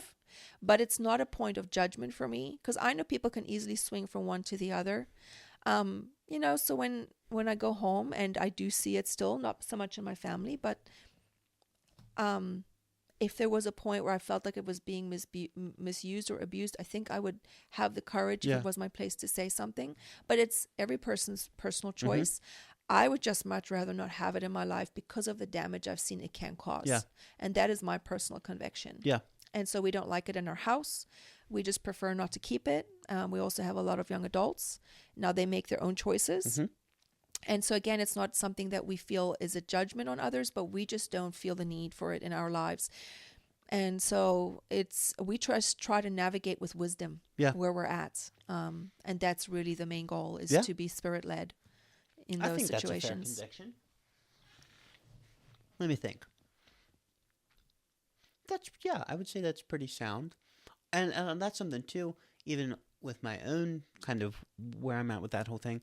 I was always told, and alcoholism runs in my family. Like my grandpa struggled with it, my dad, brother a little bit. Now all like through God's grace doesn't deal with it anymore. But everyone thought I drank, and because I'm a goofy guy, and like fair enough that I can see that assumption, but it ticked me off, and I was like, so I just was staying from it. I was like, no, like trying to, I don't know, maybe I was trying to prove him wrong or something, or weird. But then after I got like more like almost caring less what people actually think about me. And it's like, okay, well, now I can try it. And it was only after I was 21 till I actually like had alcohol legally, which was kind of funny. Yeah. But, and then I came to the point where I think I definitely wrestled with that balance because I like to have a good time. And the more intoxicated you get, it can be very funny until it gets to the point of, well, now you're sloshed. And haven't ever got like full wasted or anything. But what I realized was getting to the point of drunkenness is fun. Being drunk is not fun. It's you look like an idiot. You're throwing up. It's just it's not a good time. It's not worth it. No, it's not a good time. Yeah. But then I still wrestle that balance because, and I think it is probably a selfish motive of like the party scene appeals to me a lot because I like having that good time. And I never needed alcohol to have fun, though. And that was a cool thing. My one buddy growing up, me and him were just absolute doofuses. And we just never needed it. And now, and obviously, too, there's also like heavy alcoholism runs in my family. So, like, treading lightly around it because I don't think I'm better than that. Like, I think that still probably has some sort of effect on me. But even with you, like, seeing the negative effects of it kind of deterred me, where it's just like, well, I got to be pretty leery around this. But yeah, I very much appreciate your perspective on that because, and I think too, just how I grew up, and I'm not saying this is across the board for conservative churches, things weren't explained very well. It was just like, this is what we do. Yeah. And it's wrong. Like, don't do it. Why? Don't do it. It's bad. Okay, I'm going to try Now it. it's like the forbidden fruit. Yes. See, in our culture, it was the exact opposite, or at least in many of the families around us. Yeah. Like my parents' rule was, if you're going to have a drink, you're going to do it in front of us. Okay. You're going to enjoy it here. Yeah. Where we can see what you're doing. Because if you make something forbidden, especially something like this, unfortunately, human nature is, well, we're going to try it when we are in hiding or when you can't see. And so in our family, that was the stance. If you're going to have a glass of wine or half a glass, then you're going to do it here where we can see you in the light. And so it was kind of this perspective of, we're going to help you grow with this. Yeah, I think that's good. Forbid it from you, and then you just end up doing stuff that you shouldn't. And I guess for me, I mean, I can say this, I mean, my bio dad and some other individuals, same thing. It was just so destructive. And I did not want that. Yeah. Because I guess for me, I just felt like it can so easily become a crutch. Yeah. Especially if you're a timid person like I felt I was, or if you're shy or whatever. And I just saw too much damage around me. And as I grew older, my stance on it became stronger because I just felt like it can so easily be the enemy's tool. Yeah. Now, again, do I think alcohol is evil? No. In the Bible, Jesus turned water into wine. It was his first miracle. Lots of wine, too. I am not a theologian. I can't explain that, But to me, because this is a very touchy topic, I mean, some people would say if you ever have an alcoholic beverage, well, then you're just not walking in the light. And then others say, well, you can enjoy it and have it every day and you're fine. I'm not going to try to say to anyone what line they should walk, but I would say if you can't do without it, I think you need to really reassess where you're at. But it could be gluttony either as well. It could be eating too much. I mean, I think it's easier and this is my stance, right? I feel it's easy for us as people to look at something and say, oh, well, that is so sinful and it's so evil, and alcohol and smoking and all of these topics. Okay, I'm just using vernacular I've heard. But when it comes to gluttony or overeating or having a lot of coffee, could be the same problem, right? It's like we put it into categories and say, well, this is really bad and this is not so bad and this is just middle bad or somewhat bad. And we do ourselves a disservice because we try to excuse where we might be, have a weakness and we're not careful and we're not being accountable. So for me, it might not be alcohol, but I have to be careful what I say or what I eat, or I'm just saying, like, I used to get a bit riled up when people would point their finger at someone drinking or smoking, but they would I say, would oh, well, too. I had 3 bowls of ice cream, Yeah. but I'm not, Yeah. No, we have to look at the word and see, well, what does the word say? And then we have to look at ourselves and make our judgment and not point our finger at others. Now, if someone comes to me and wants advice, or I go to someone and say, look, this is my issue, can you help me? Yeah. Well, let's keep each other accountable. But it's so quick that we point fingers and say this, that, and the other. And so I'm just learning that I can look at something and make a judgment, but that doesn't mean I have to point my finger at anyone. And I think this is one of those topics where I used to wrestle with it, to be honest. I would go home and I'd see things that were normal to me all of a sudden were like scratching on the inside, and I'd be like, oh, I don't know what to do with this. And I just had to learn that, look, they're all adults. Yeah. They're making their own decisions. If I truly feel a prompting to speak to someone about something, I pray that Holy Spirit will help me have the courage to do so. But other than that, it's not my place. And I have seen the Lord work in people's lives where I would have said, I really don't think you should be doing that. But I did not address it because it wasn't my place. But in their own journey with the Lord, they've made changes. And even for myself, I've made many changes over the years, and I'm still going to be changing, I hope, with leading of Holy Spirit, because I need his help. But I used to be very scared to speak about this topic, and even just talking about it in this county, in this area, made me feel very uncomfortable. Oh, yeah, for sure, because there's some really strong opinions on both sides. On both sides, yes. And it is funny when you come from, I literally just thought of this. I've never thought of this before. When you come from a church of the Brethren culture where it's like 0 alcohol tolerance, and then alcoholism runs in your family, that's kind of hilarious. Not that the sin's hilarious, but it's just a heavy contradiction. And yeah. Well, see, when things are forbidden, it just makes it that people feel they can't actually be real. Correct. And that's where they can hide. And again, some things are in the light, but there's still an issue of the heart. Yeah. But that is, I think, where I appreciated my family's stance on certain things, because it helped me to learn, walk it out with their guidance, and I was then able to make an informed decision. Yeah. Which I'm glad for me, that worked well for me. Might not have worked well for someone else. Yeah. But I hear what you're saying. Yeah, I think that's a good stance. And now obviously I'm still pretty young, so I could change that opinion if better information is presented to me. Yeah. But that was always kind of my thing too. It's like, okay, like why bless my mother's heart. I'm going to out her a little bit here, but she was always under the stance too, like, hey, if you're going to drink, you're going to drink with me. Well, I like a challenge. So I was like, hey, let's drink. And she's like, no, we're not. So then you had to. And my thing too was I've never been like a drinker, and we're going heavy into alcohol here, which is kind of funny. But for whatever reason, and maybe it was such a forbidden fruit, but it's kind of a neat thing to me. Like it is like a celebratory thing, and not that you need to do it distastefully or anything or get crazy like that, like what we were saying. But for whatever reason, I just thought it would be really neat to share a drink with my mom. Like, and not out of like a malicious intent or just like this need to get feral and wild and crazy, but like for whatever reason, I was just like, that would just be fun. Like, I don't know why, and maybe it was because it was forbidden, and I'm still holding on to that a little bit. I'm not 100% sure, but it was like, I don't know, this would just be neat. Yeah. And I love pushing buttons, and I know it would probably push my mom's buttons, so that might have to do with it a little bit. So I don't know. I'm still working through that. But you're being honest. That's good. So who knows? Yeah. But yeah, I do. Going back to what you said, though, and I forget how you actually worded that, but I loved it.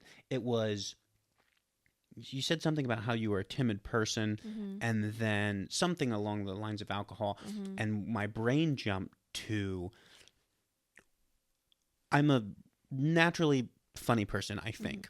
I think most people would agree with that. But when you identify as that and other people identify you as that, once I took a drink and I became funnier, then it was almost like, whoa.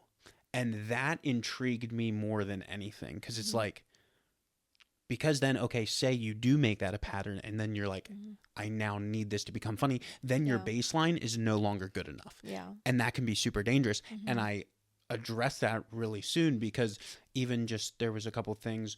We were hanging out with some friends, and yeah, nothing crazy. Like, we never got like wild or anything, but Mm-hmm.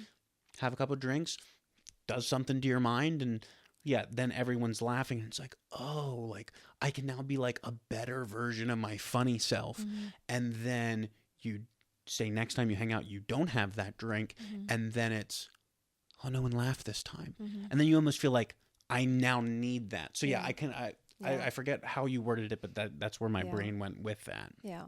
It can become a crutch, or it becomes something you can't live without. Yes. But it alters your cognition. Mhm. And we know the word says very clearly that we have to be single-minded, Yes, like we have to sober-minded. be in charge, Mhm. sober-minded. And I think that's ultimately, at the end of the day, I want to be sober-minded, that I can make good decisions and be in my right mind. And again, because of what I've walked out in life, that is really important to me. Yeah. More important than most anything, Yeah. culture and other things. But, I've just realized all over the world, different cultures see this very topic very differently. And my prayer is that when I get into a situation, whatever it may be, that I'd have the wisdom to do what's right in that situation, whatever it may be, Mhm. this topic or another. Yeah. Because culture, we don't think about this as much, but culture is so innate and intrinsically part of who we are that we might think it's our faith or it's this or the other, but often things that we do is culture Yeah. and not even word based, So it's been an interesting learning journey. And some days I've just kind of thought like, who am I actually? Yeah. Like, so I've changed so much. And, and of course, as we age, we change. Mhm. And as we mature, things are different. But if our identity is in our culture, it could really shake us up. It Yeah. has to be in Christ. From my perspective as a believer, it has to be in Christ. Culture is a wonderful thing, but I have to be careful also not to let my culture define who I am. Yeah. Because if that's more important to me than the word, then I make the word of none effect. Yeah. And that is dangerous for Mhm. any of us. But these are the kinds of things that I think about. Yeah. Everybody thinks about these things. I appreciate the honesty, and I think you especially have a neat perspective because you did have such a, I'm going to use the word radical, I think that's Mhm. appropriate, Mhm. of like, yeah, you were in a culture that was radically different from especially the culture in Lancaster County here. Yeah. So I think you have like some authority on that for sure because you've walked that. Mm-hmm. And I think that's really neat, and I appreciate you being willing to kind of talk about it and be honest with it. Yeah, absolutely. But interesting. Cool. Okay, we kind of left off with the wedding, the kids, Mhm. and then from there till current day, like what's going on? Mm-hmm. Well, so 13 and plus years have passed. I've been home several times. We've taken the kids with us multiple times. We've traveled quite a bit back to South Africa. I would say almost every other or every third year or so, because Okay, that was really cool. important to me to go home. And Aaron and I was actually home last year for about 3.5 weeks, just very quickly, hoping to go back soon. Yeah. So I would say of my 13 years here, I was home and working part-time for the first 5, 6, 7 years. Okay. And then, of course, I started full-time at Ephrata Mennonite here in 2018. So this is now my 6th year at Ephrata Mennonite, but my 7th year of full-time teaching. Gotcha. So out of 13, Well, actually, it would have been less. So I was home about 5 years. In that journey, wow, we've had a lot of things happen. So I don't know if you know about orphan hosting programs. I don't think so. So you know what an exchange program Mhm. is, right? For language Yeah. or what, schooling, right? Well, right after or during COVID, after COVID, I had found out about orphan hosting program, Okay. an orphan hosting program. So basically what it is if you choose to enter the program, you get to host an orphan or multiple orphans, a sibling set, over a period of anywhere from 4 to 8 weeks. Okay. And so basically, and that started because Aaron and I have wanted to go back to Ukraine, and we both just have a heart for the country. Okay. And somehow have felt that we want to go back in missions or helping, especially in orphanages or just in the realm of where people have need. And so it was with that I saw a post someone had made, a book she had written called Adoption Through the Rearview Mirror. Okay. It was a young lady that had lived in Ukraine for, I think, about 12, 13 years. Had intended to have a gap year, and it turned into 13 years where she actually helped families who were there for their adoption finalization and so Gotcha. on. Okay. And so it's a long story, but I found her on Facebook because of a friend's post, called her, asked her, how could we serve? How could we get connected? And she told me about these programs, and recommended one or two. And it was through that, about a year later then, right after COVID, that I found this website, and we entered the realm of hosting. Cool. And so we hosted a sibling set from Ukraine in June, July of 2021. So we had Sasha, Alina, and Seryoja with us for 4 weeks. And about 2 days after they left, we really seriously looked at adoption. Okay. Now, we had talked adoption for many years. I was adopted by my stepdad. Really? My dad, yep. My grandma was adopted. My mom's mom was adopted as an infant. So adoption was always fascinating to me. And I just really felt that being adopted by my dad was really special to me, and it was important to me. And so it was always something in my mind. And I felt, in a way, even though I never legally did so on paper, I felt like, well, Aaron's children, I felt like in a way I adopted them as my own. I'm not trying to replace their mother in any way, but, I believe that a heart can hold more than one person to love. So we entered this realm of hosting, and then significantly considered adopting. Okay. But we also knew that there were 2 younger siblings, and how it works in Ukraine is if you are an international adoptee, or if you're a family from an international realm and you want to adopt, you have to adopt all or none. Oh, really? It's all or none. Wow. Okay. As a person of Ukraine, you can choose to adopt one out of a sibling set, but you cannot, you cannot do that as an international prospective adoptive family. So we sought counsel in our church and people we trusted and loved, and so we entered the realm of adoption, and we started the process that September, October. And then, of course, the war broke out about 5 months later. And so since then, the 4 oldest had been evacuated to a neighboring country. I've been to that neighboring country 4 times in the last 3+ years to go see them and serve their orphanage. We got to meet the second youngest because he was also in that location. Okay. Which is unusual, you know. But, everything is still kind of hanging in the air. Yeah. And so we've had a lot of we've been traveling a lot. We have traveled a lot, at least once a year, to go see the kids and help and serve. And emotionally, it's been quite intense. Yeah. It's like living in 2 worlds, especially when the war broke out and we didn't know if they were dead or alive for 2-3 weeks. So a lot has changed for us in the last 3 years. Aaron's children are all above 21 now, older than 21. The oldest daughter is married with 2 children, living on property with us. The second oldest is about to have her first here in the next month or so. So, Aaron's already a grandparent 3 times. Well, will be for the 3rd time here. And so everybody's really in this realm of adulthood, which is also a completely different realm. The 3 boys still live at home. The 3 girls are either on property or close by. Okay. So it's kind of this, the farm is there. Everybody's around it. Everybody's doing their thing. And so I've been teaching full time, but I'm looking at maybe wanting to take a rest for a little bit. Cool. And just kind of finding my feet. Yeah.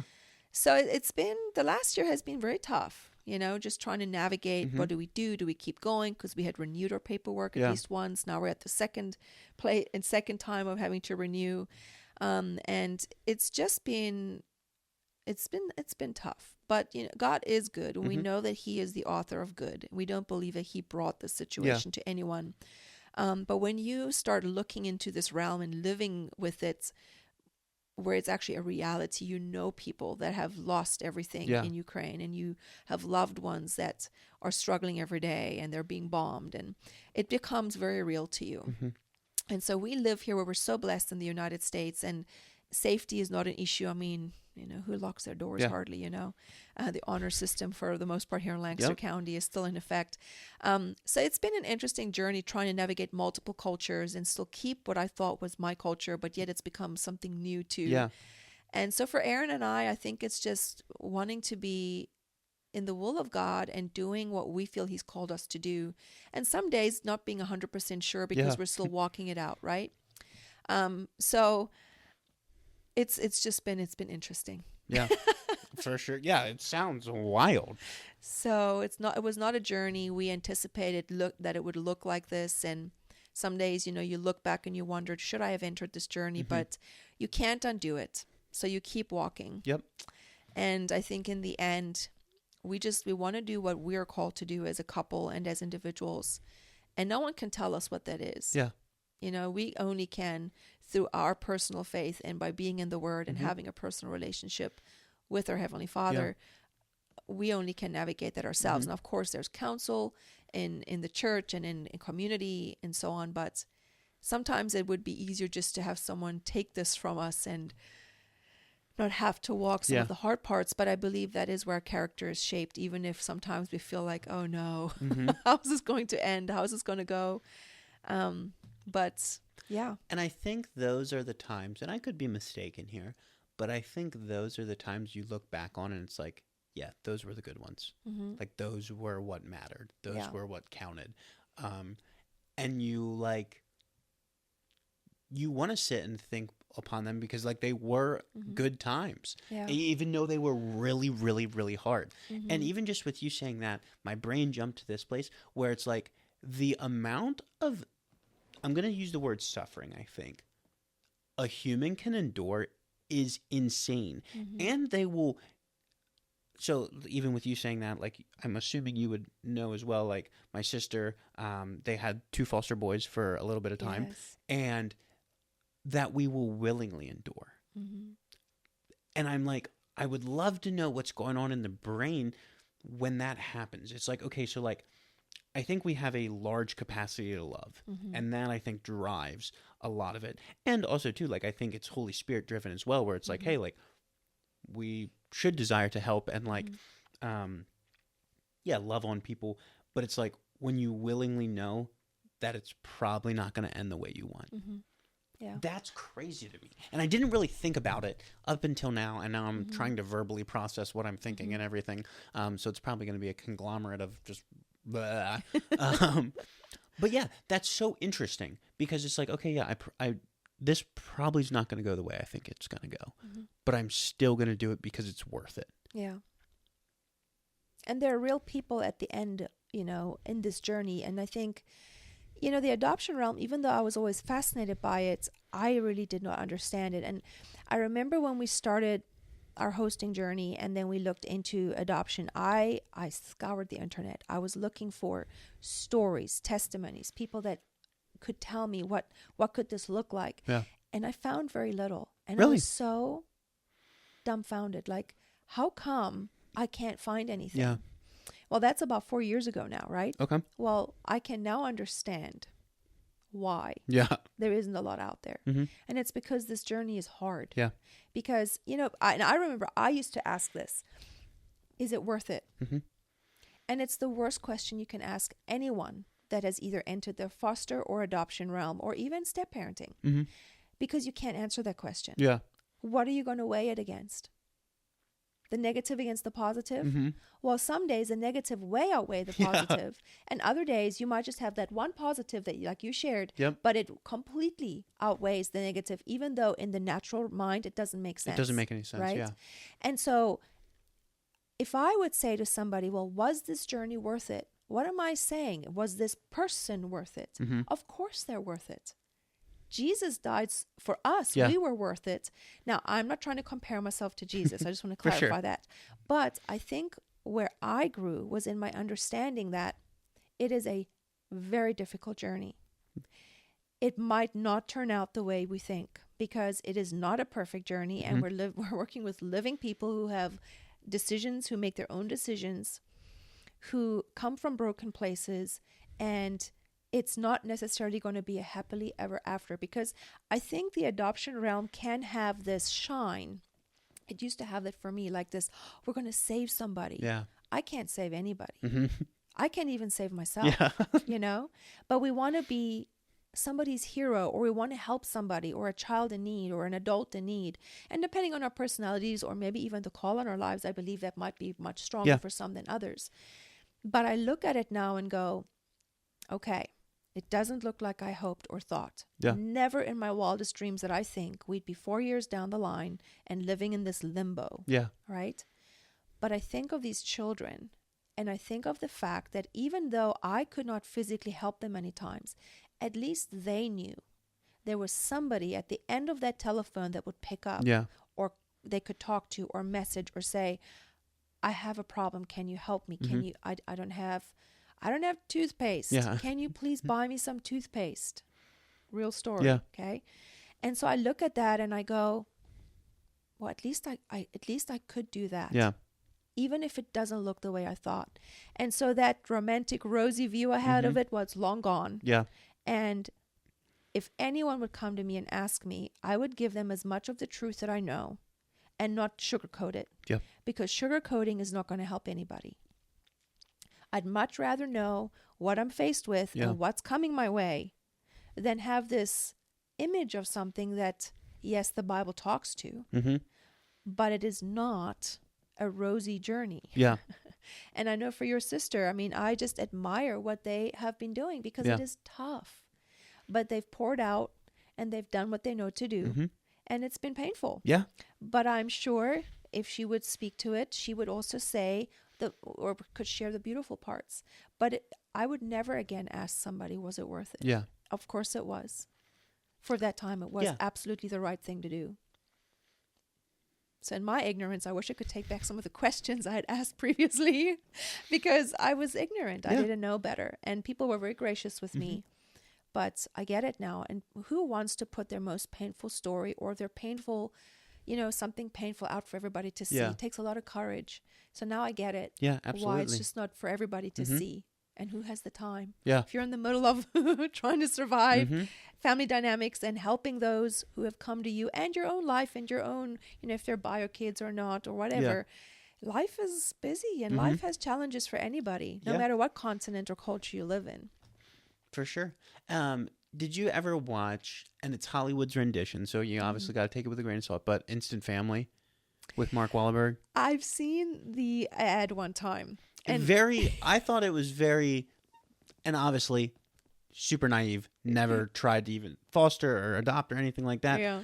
But I think it helps the people that don't have a perspective on it, where it's like, it's still funny, it's still an entertaining movie, but like it does show, because I asked like my sister, like, hey, like, and she's like, oh yeah, like some of this is like very real, like this is a real thing that happens.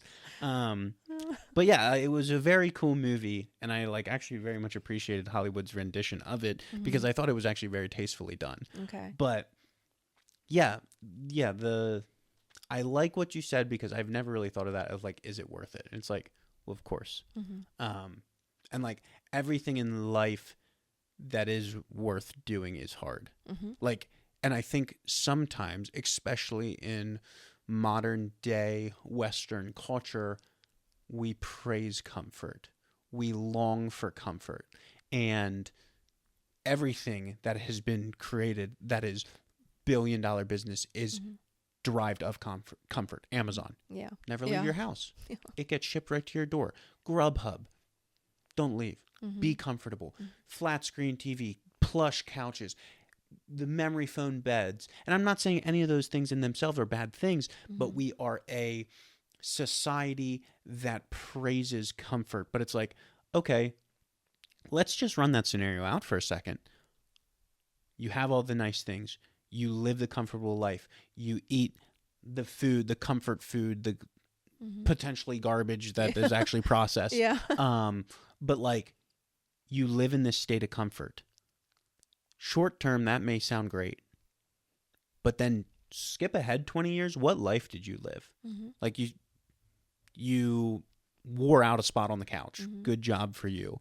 But it's like, when I think when you weigh it up against that, it's like, well, yeah, it's always going to be worth it, because over here, like, I think we all long for a meaningful life. And it's like, no matter how comfortable it is, it's still going to be the most uncomfortable in 20 years mentally when you're like, I should have done something else. Yeah. And it's that the short-term discomfort, and sometimes even saying the short-term, like that can last 4 or 5 years, like you said. But when you get to the end of your life and you're just like, boy, I was comfortable my entire life and I really didn't do anything. Yeah. I think that's really going to sucker punch you in the gut. Now, I could be wrong in that, but Yeah. I don't think that I am. No, because ultimately, what do we take with us? You know, and I think that's where Aaron and I, you know, we looked at our life and we went, you know, we could, all the kids are grown up, we could live a comfortable life, retire, get, you know, the house by the lake.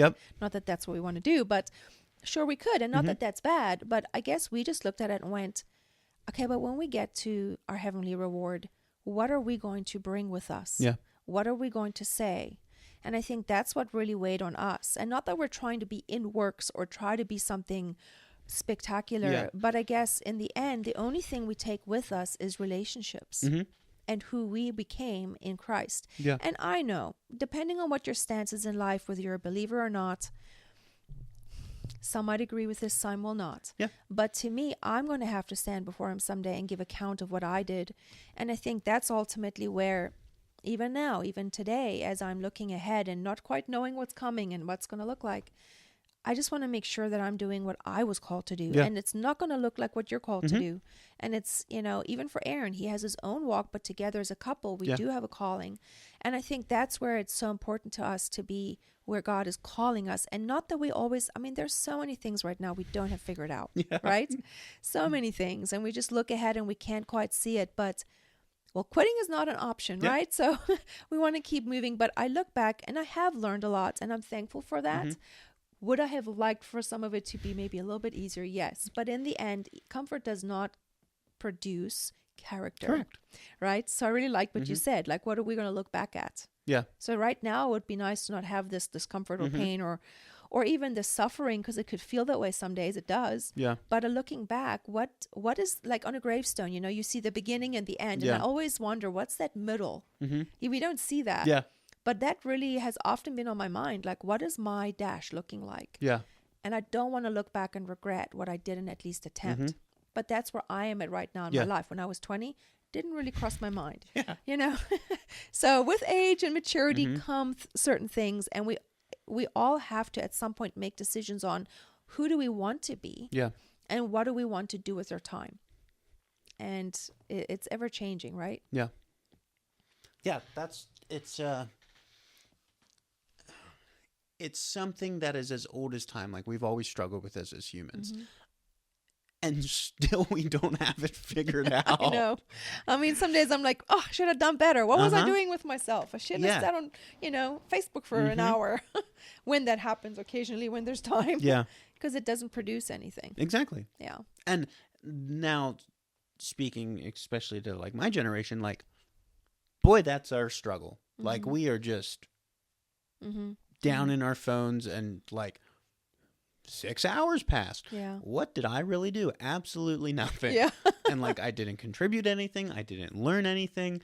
I just rotted my brain a little bit more.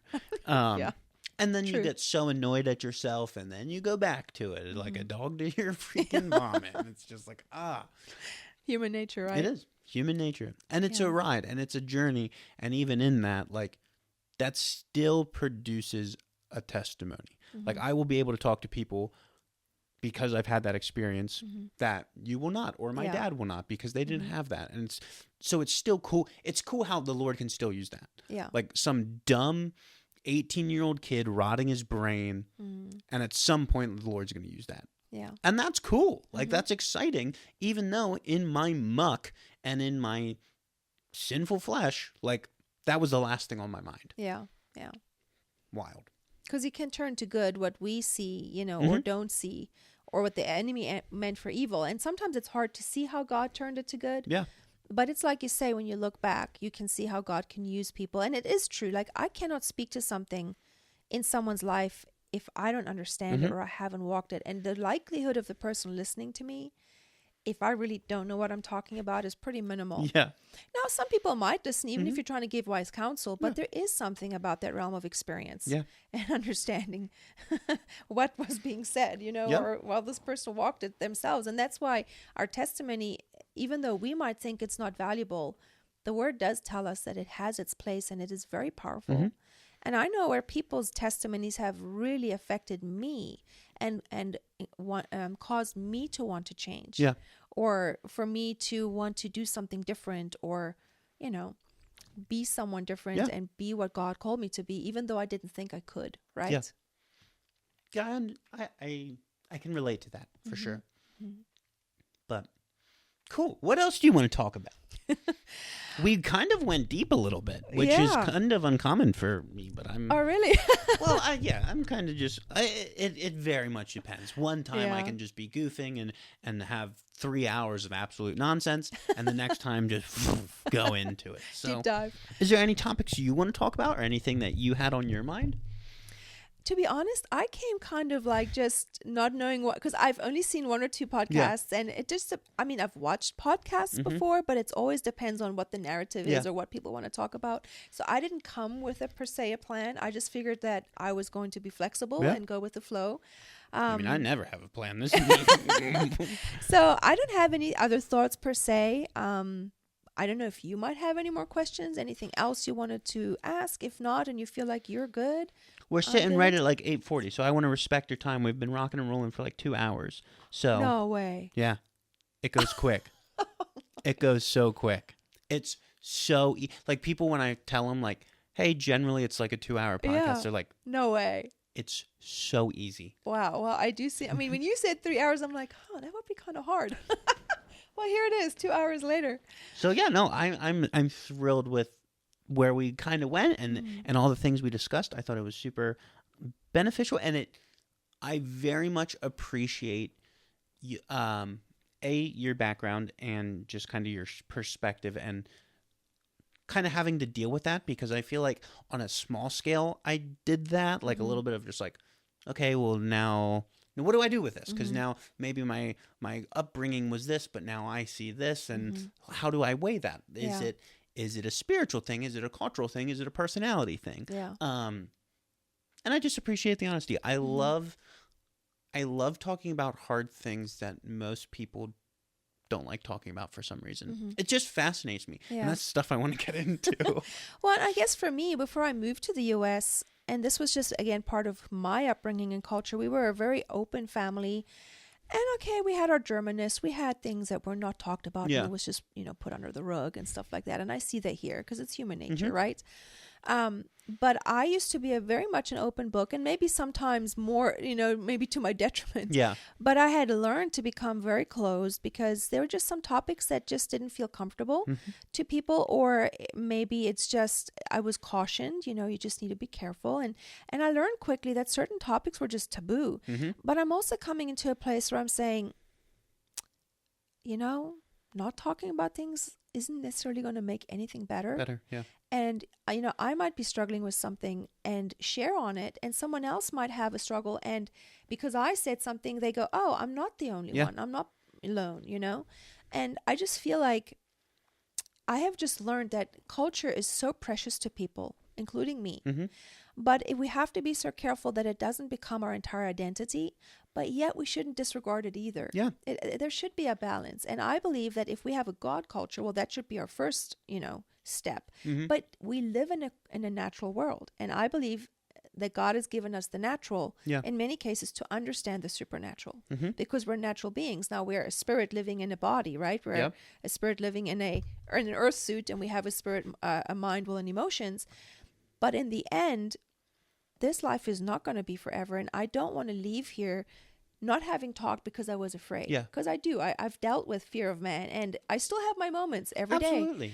But in the end, if I could share something from my experience, my testimony, and someone can glean from it, or it opens a door where I can have a conversation with somebody and it helps somebody, why would we want to hide and not talk about them? Because you're right. Many things don't get talked about because it's just either too controversial or it's too hard.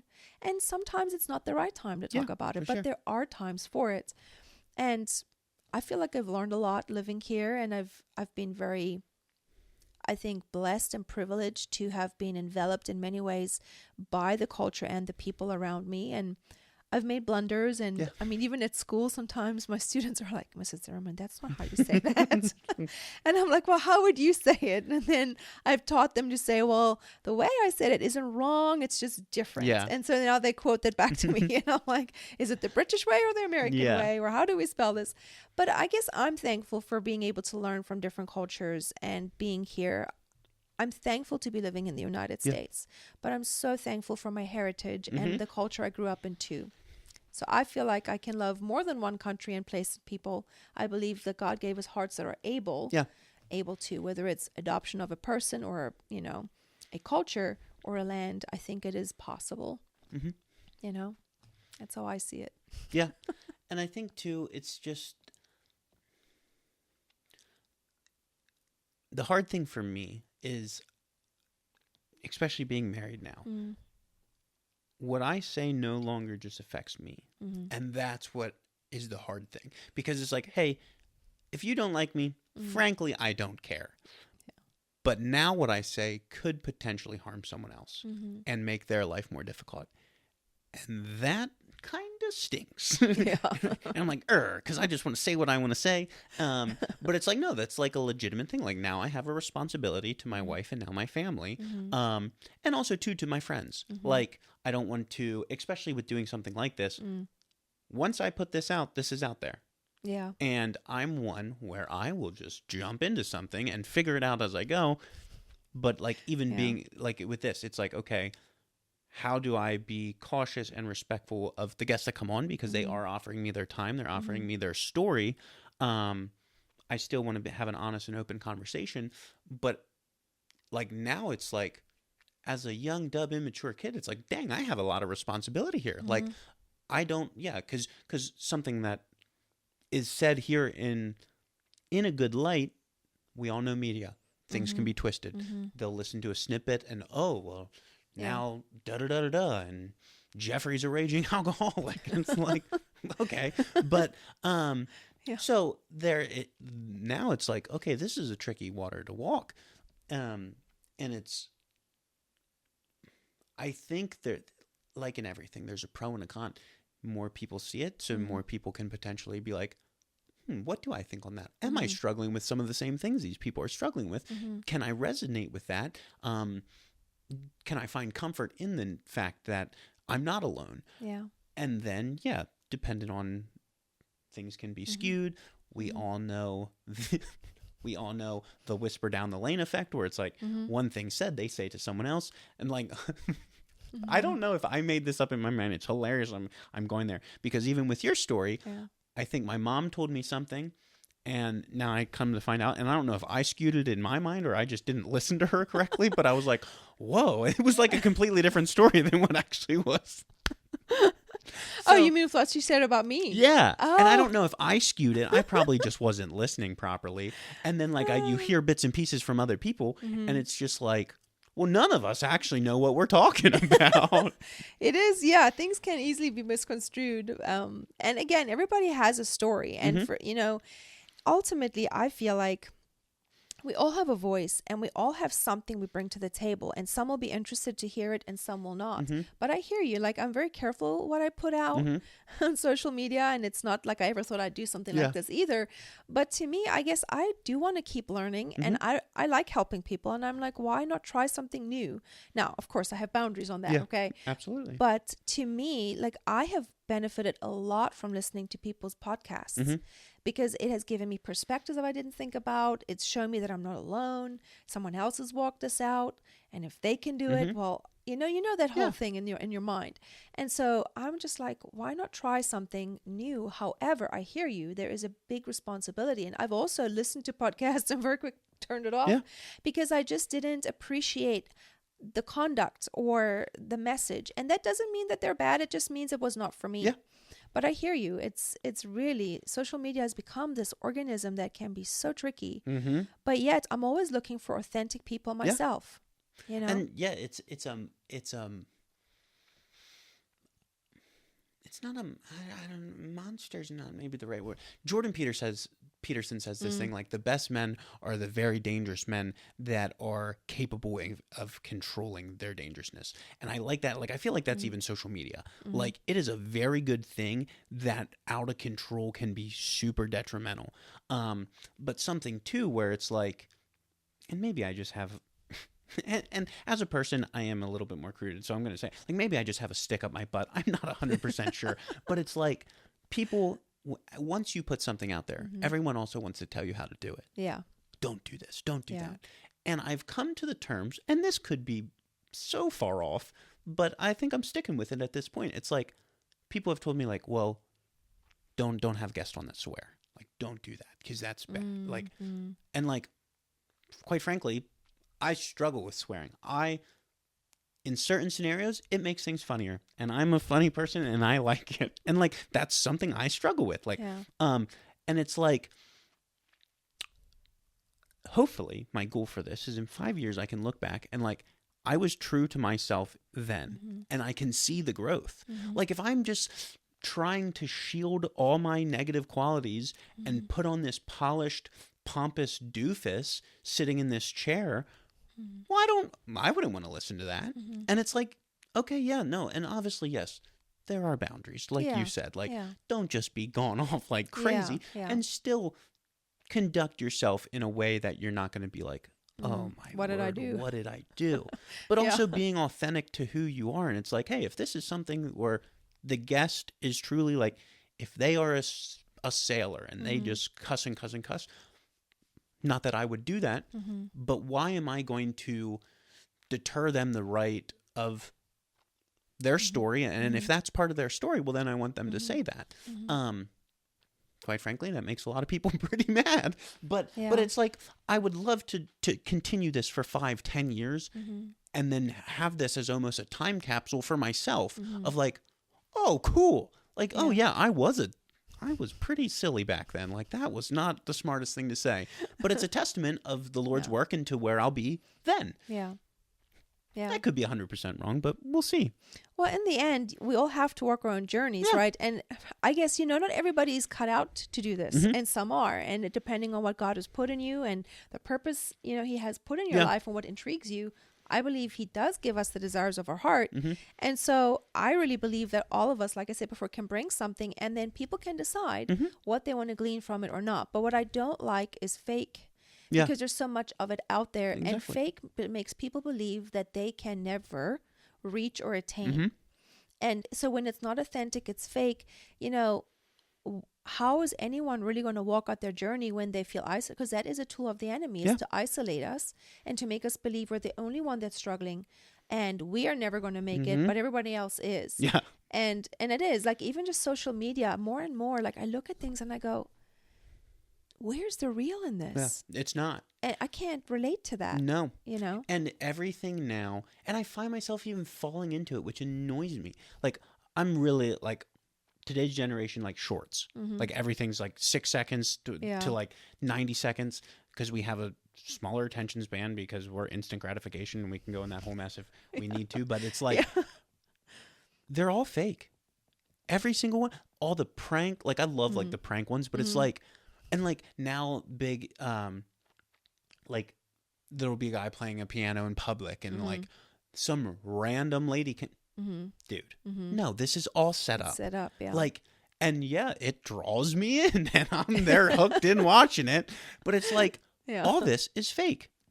Every single thing of it. And it's like, they're doing that because, yes, they get the clicks, they get the views, they get the subscribers, they get that dopamine hit to make them feel good. But it's just like, and then also now being into the content creation world, it's like, then you struggle with that. Like, oh, well, now I don't have the views or whatever. And then it's like, what am I doing? Like, it's crazy. But literally everything. It's just like, this photo was doctored. Like, even like Instagram posts, like, oh, you slap a filter on it, make yourself look better. Now with AI, it's now they do like the deep fakes where it's like you can enhance your face and make yourself look prettier. And it's like, the thing with that too is now that's what you're comparing yourself to. And you're like, dude, I am. Yeah. And I am not 100% sure in this because obviously I'm not a female, but like I'm assuming that can be detrimental to females because of even the impact it has on me. Obviously, we're hardwired differently, and that's why I think it could be more effective or more detrimental on females. But it's like, dude, these people are like great looking. Like, what am I doing? I'm this piece of garbage. And it's like your self-worth can just plummet because all these people are just faking it. And it's just like, this is crazy. Well, it is very detrimental. And if you look at the young, even now, like the generation in like the teens and then the young 20s, or even for me, like, yes, as a female, you look at those things and you go, I can't be that. I can't look that way. I can't. And now it's like this new thing about like homesteading and being this perfect housewife. Oh, and, you know, and you look at this and you go, how is this even attainable? But then if you would remove the filters and remove the show, what is really there? And I guess that's where I've really gotten to too, because yes, it's very easy to get drawn in and compare yourself. And I think, you know, if you look at God's design for male and female, you know, the one core question I believe that a woman has is am I enough? Yeah. Right? Am I desirable, like to our husbands? And am I beautiful? Am I this? Am I? And so our identity is so easily influenced by all of those things. And I've just been seeing, even just with these young girls that, you know, when I would go to serve in the orphanage and things, and I would see how they went from being a little girl, innocent in most ways, unpretentious, and all of a sudden they turn into something that they're not, because it's all they see on Instagram and TikTok. And it's like, where did you go? Yeah. You're not here. And it's like trying to upkeep something that you're not, and it's exhausting. Yeah. It's not doable, you know? And I think it's very damaging. And I know like suicide rates have gone up tremendously in the younger, you know, demographic, and that's a whole topic on its own, but it is very detrimental to the human race. And I guess I've just been thinking recently about all this AI, you know, all of these things. And I think back to my childhood, and I know I'm kind of in that generation that was kind of the tail end of the olden days. And then being in this generation now where media is so prevalent, and I'm like, it's not real. And how can we live something that's not real? We're just striving and spinning and trying to be something we're not. And it's, people are just checking out. Or like you said, you know, the dopamine effect and all of those things, it's very real. And then we wonder why we're tired and we can't get up in the mornings, or we're so grouchy, and we're comparing our lives to this perfect, you know, person we think is having this fabulous, great time. And we're thinking our life is miserable because, well, our life doesn't look like that. But just like you said, how much of that is actually real? And so I feel agitated at times when I notice how much media time the younger generation is on. And I do see it in my classroom too. Like, it affects time, like how much children can, look, attention spans vary from age to age anyway. But I have, over the last 10 years, even just from what I've seen before in the classroom to now, you do see it. Because I know I was sharing the other day with my class about like an old phone where you like turn the dial, and they had no idea. I had to pull up a video and they were like, whoa. I'm like, yeah, I used to use one of these. These are pretty cool. But I remember when I got my first cell phone, it was like the world just, you know, became even better. And now it's like we're stuck to these things and we can hardly be without it. So I have to watch myself too, because it's so easy, like you said, to get drawn into something or feel discontent because you feel like someone else's life looks so wonderful and I could never compare. But I think we all have to just walk that line ourselves and be careful not to get sucked in and actively try to work against that. So, and I think, and I've just thought of this now, is I think we fall for it so often because we don't know what's real. Like, for example, the homesteading thing, like you said, boy, does it, and like everything now, like I fall to a bunch of stuff that sucks my wife in. And she's like, this is great because it's this beautiful woman, hair done up perfectly in this gorgeous sundress in this Italian beautiful kitchen, and she's collecting eggs in this woven basket and like going out to her chicken coop that's more expensive than most people's houses. And it's just like, there's nothing pretty about homesteading. Like, we've raised chickens at home. Your hair is a mess. You're in dirty clothes. You have poop on yourself. And the chickens scratch you, eggs break, it stinks, and it's like we are so enticed by these things. Even how a bank teller tells a counterfeit. You don't study counterfeits, you study the real thing, and then you know what's fake. Yeah. When you actually have done the real thing, you're like, yeah, that's fake. Yeah. There's no way. Nope, not a shot in the dark that is real, because I've done the real thing. Yeah. And like for that specific example, like luckily my mom raised us to, because she was raised on a farm and we weren't raised on a farm, but that definitely carried through to our childhood. Yeah. And it was like, in that particular circumstance, I knew the real thing. But then on the things where it's like fitness, like that's what I get trapped in, because it's like, like, yeah. this guy in 6 seconds went from this scrawny nerd to this attractive man. And okay. And it's just like, what's going on? Let's try this one. Yeah. And it's just like, it's bananas. Yeah. It really is. But it's Yeah. because we've lived in a bubble of comfort and we actually never go out and do anything anymore. So Yeah. we fall for everything. And then it's just like, well, now I want to look like that. Okay, so I'm going to try for 4 seconds. Oh, instant gratification. I didn't get it. Well, now I'm not going to do it. Yeah. Let's go back to the couch. Yeah. Or it doesn't work. I guess they're wrong. Yeah. And it's just like, Yeah. it's crazy. There's a But lot and to then on learn. the other hand, like I love media. Like I'm doing something with media. Yeah. It is a huge benefit. Agreed. The connect, even like what you were saying with Skype, like you can connect with people. But now I don't think it's about connection anymore. I think it's about comparison. And like, look at me, look what I've accomplished, look at this wonderful life I have. And that's why I've never done it, because that would probably get a lot of flack, but just like, and I would probably be doing it in a distasteful spirit of making fun of these people, but like, do parodies of like, and show the real thing. Like, hey, Yeah. no, this isn't this glamorous thing. Like this Yeah. is, I look like garbage and have poop on my shoes and like all of this, and actually show like what is real. I think they're done right, that could work, but I Yeah. know in my spirit right now I wouldn't do it right, and I'd do it out of some spiteful taste. And I also wonder sometimes, some people I think don't want the real because it's like they live in a fantasy world, and I think it comes back to pain, possibly trauma, wanting to forget about reality. And I think that's the danger of the media. Yeah. It's like it creates this fake world where I know somebody, a young individual, who has all these lofty dreams, but it's not realistic. Yeah. And they also don't want to do the work that it would take to get there.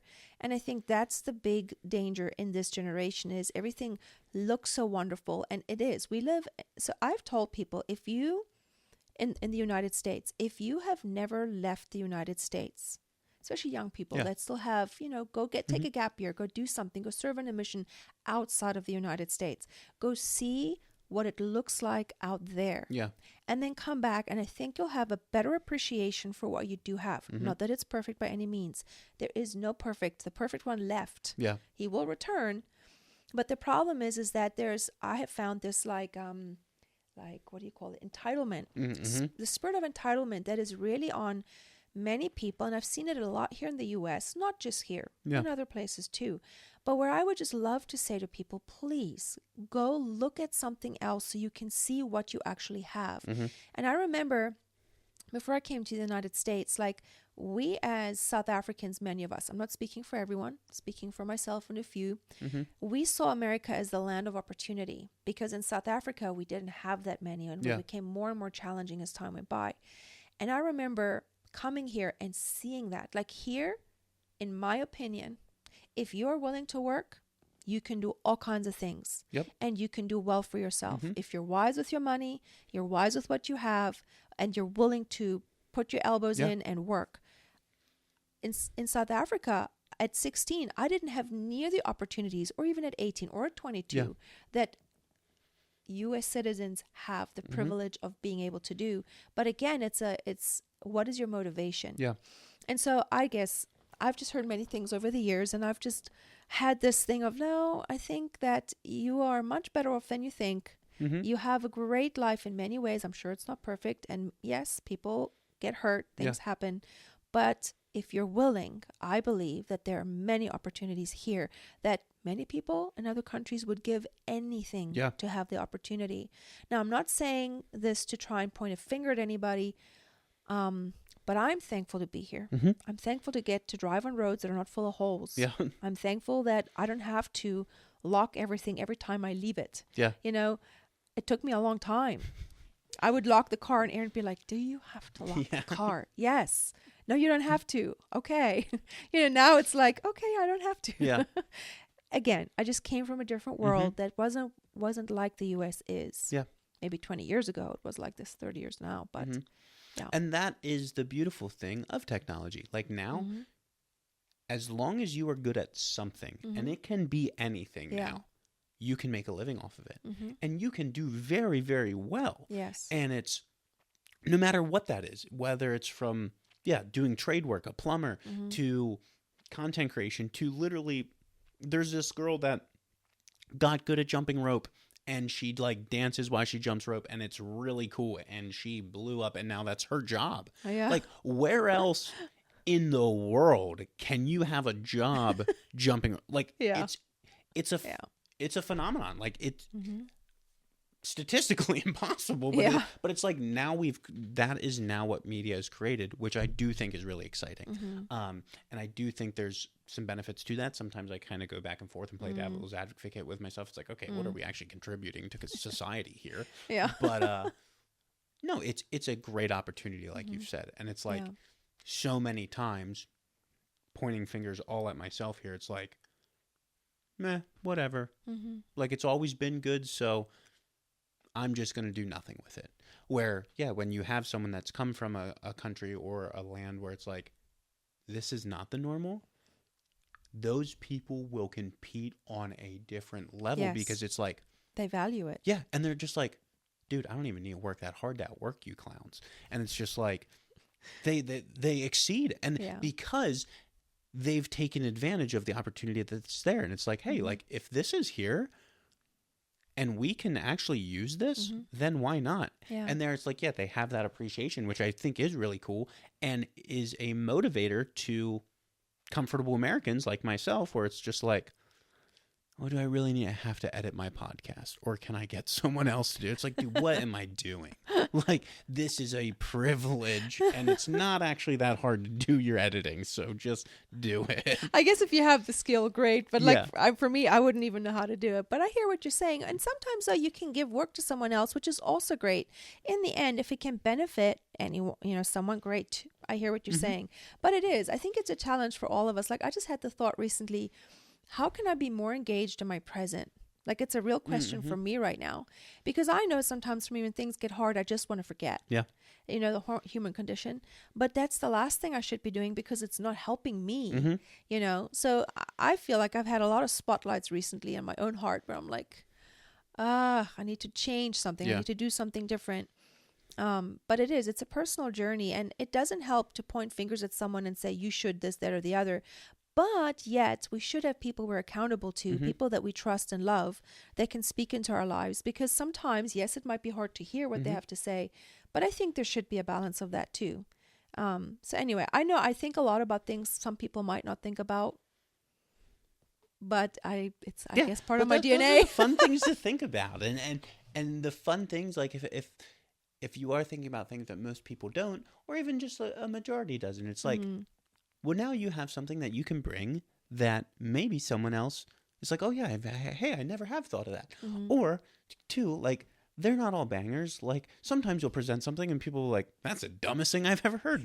Fair enough, it might be. And like, okay, we'll move on from that, and I'll think about something else. And like, because there I can also romanticize, like, stepping out. And like, oh, well, now I am doing this, so all these lavish things will happen to me. And then, like, nothing happens, and it's like, oh, okay.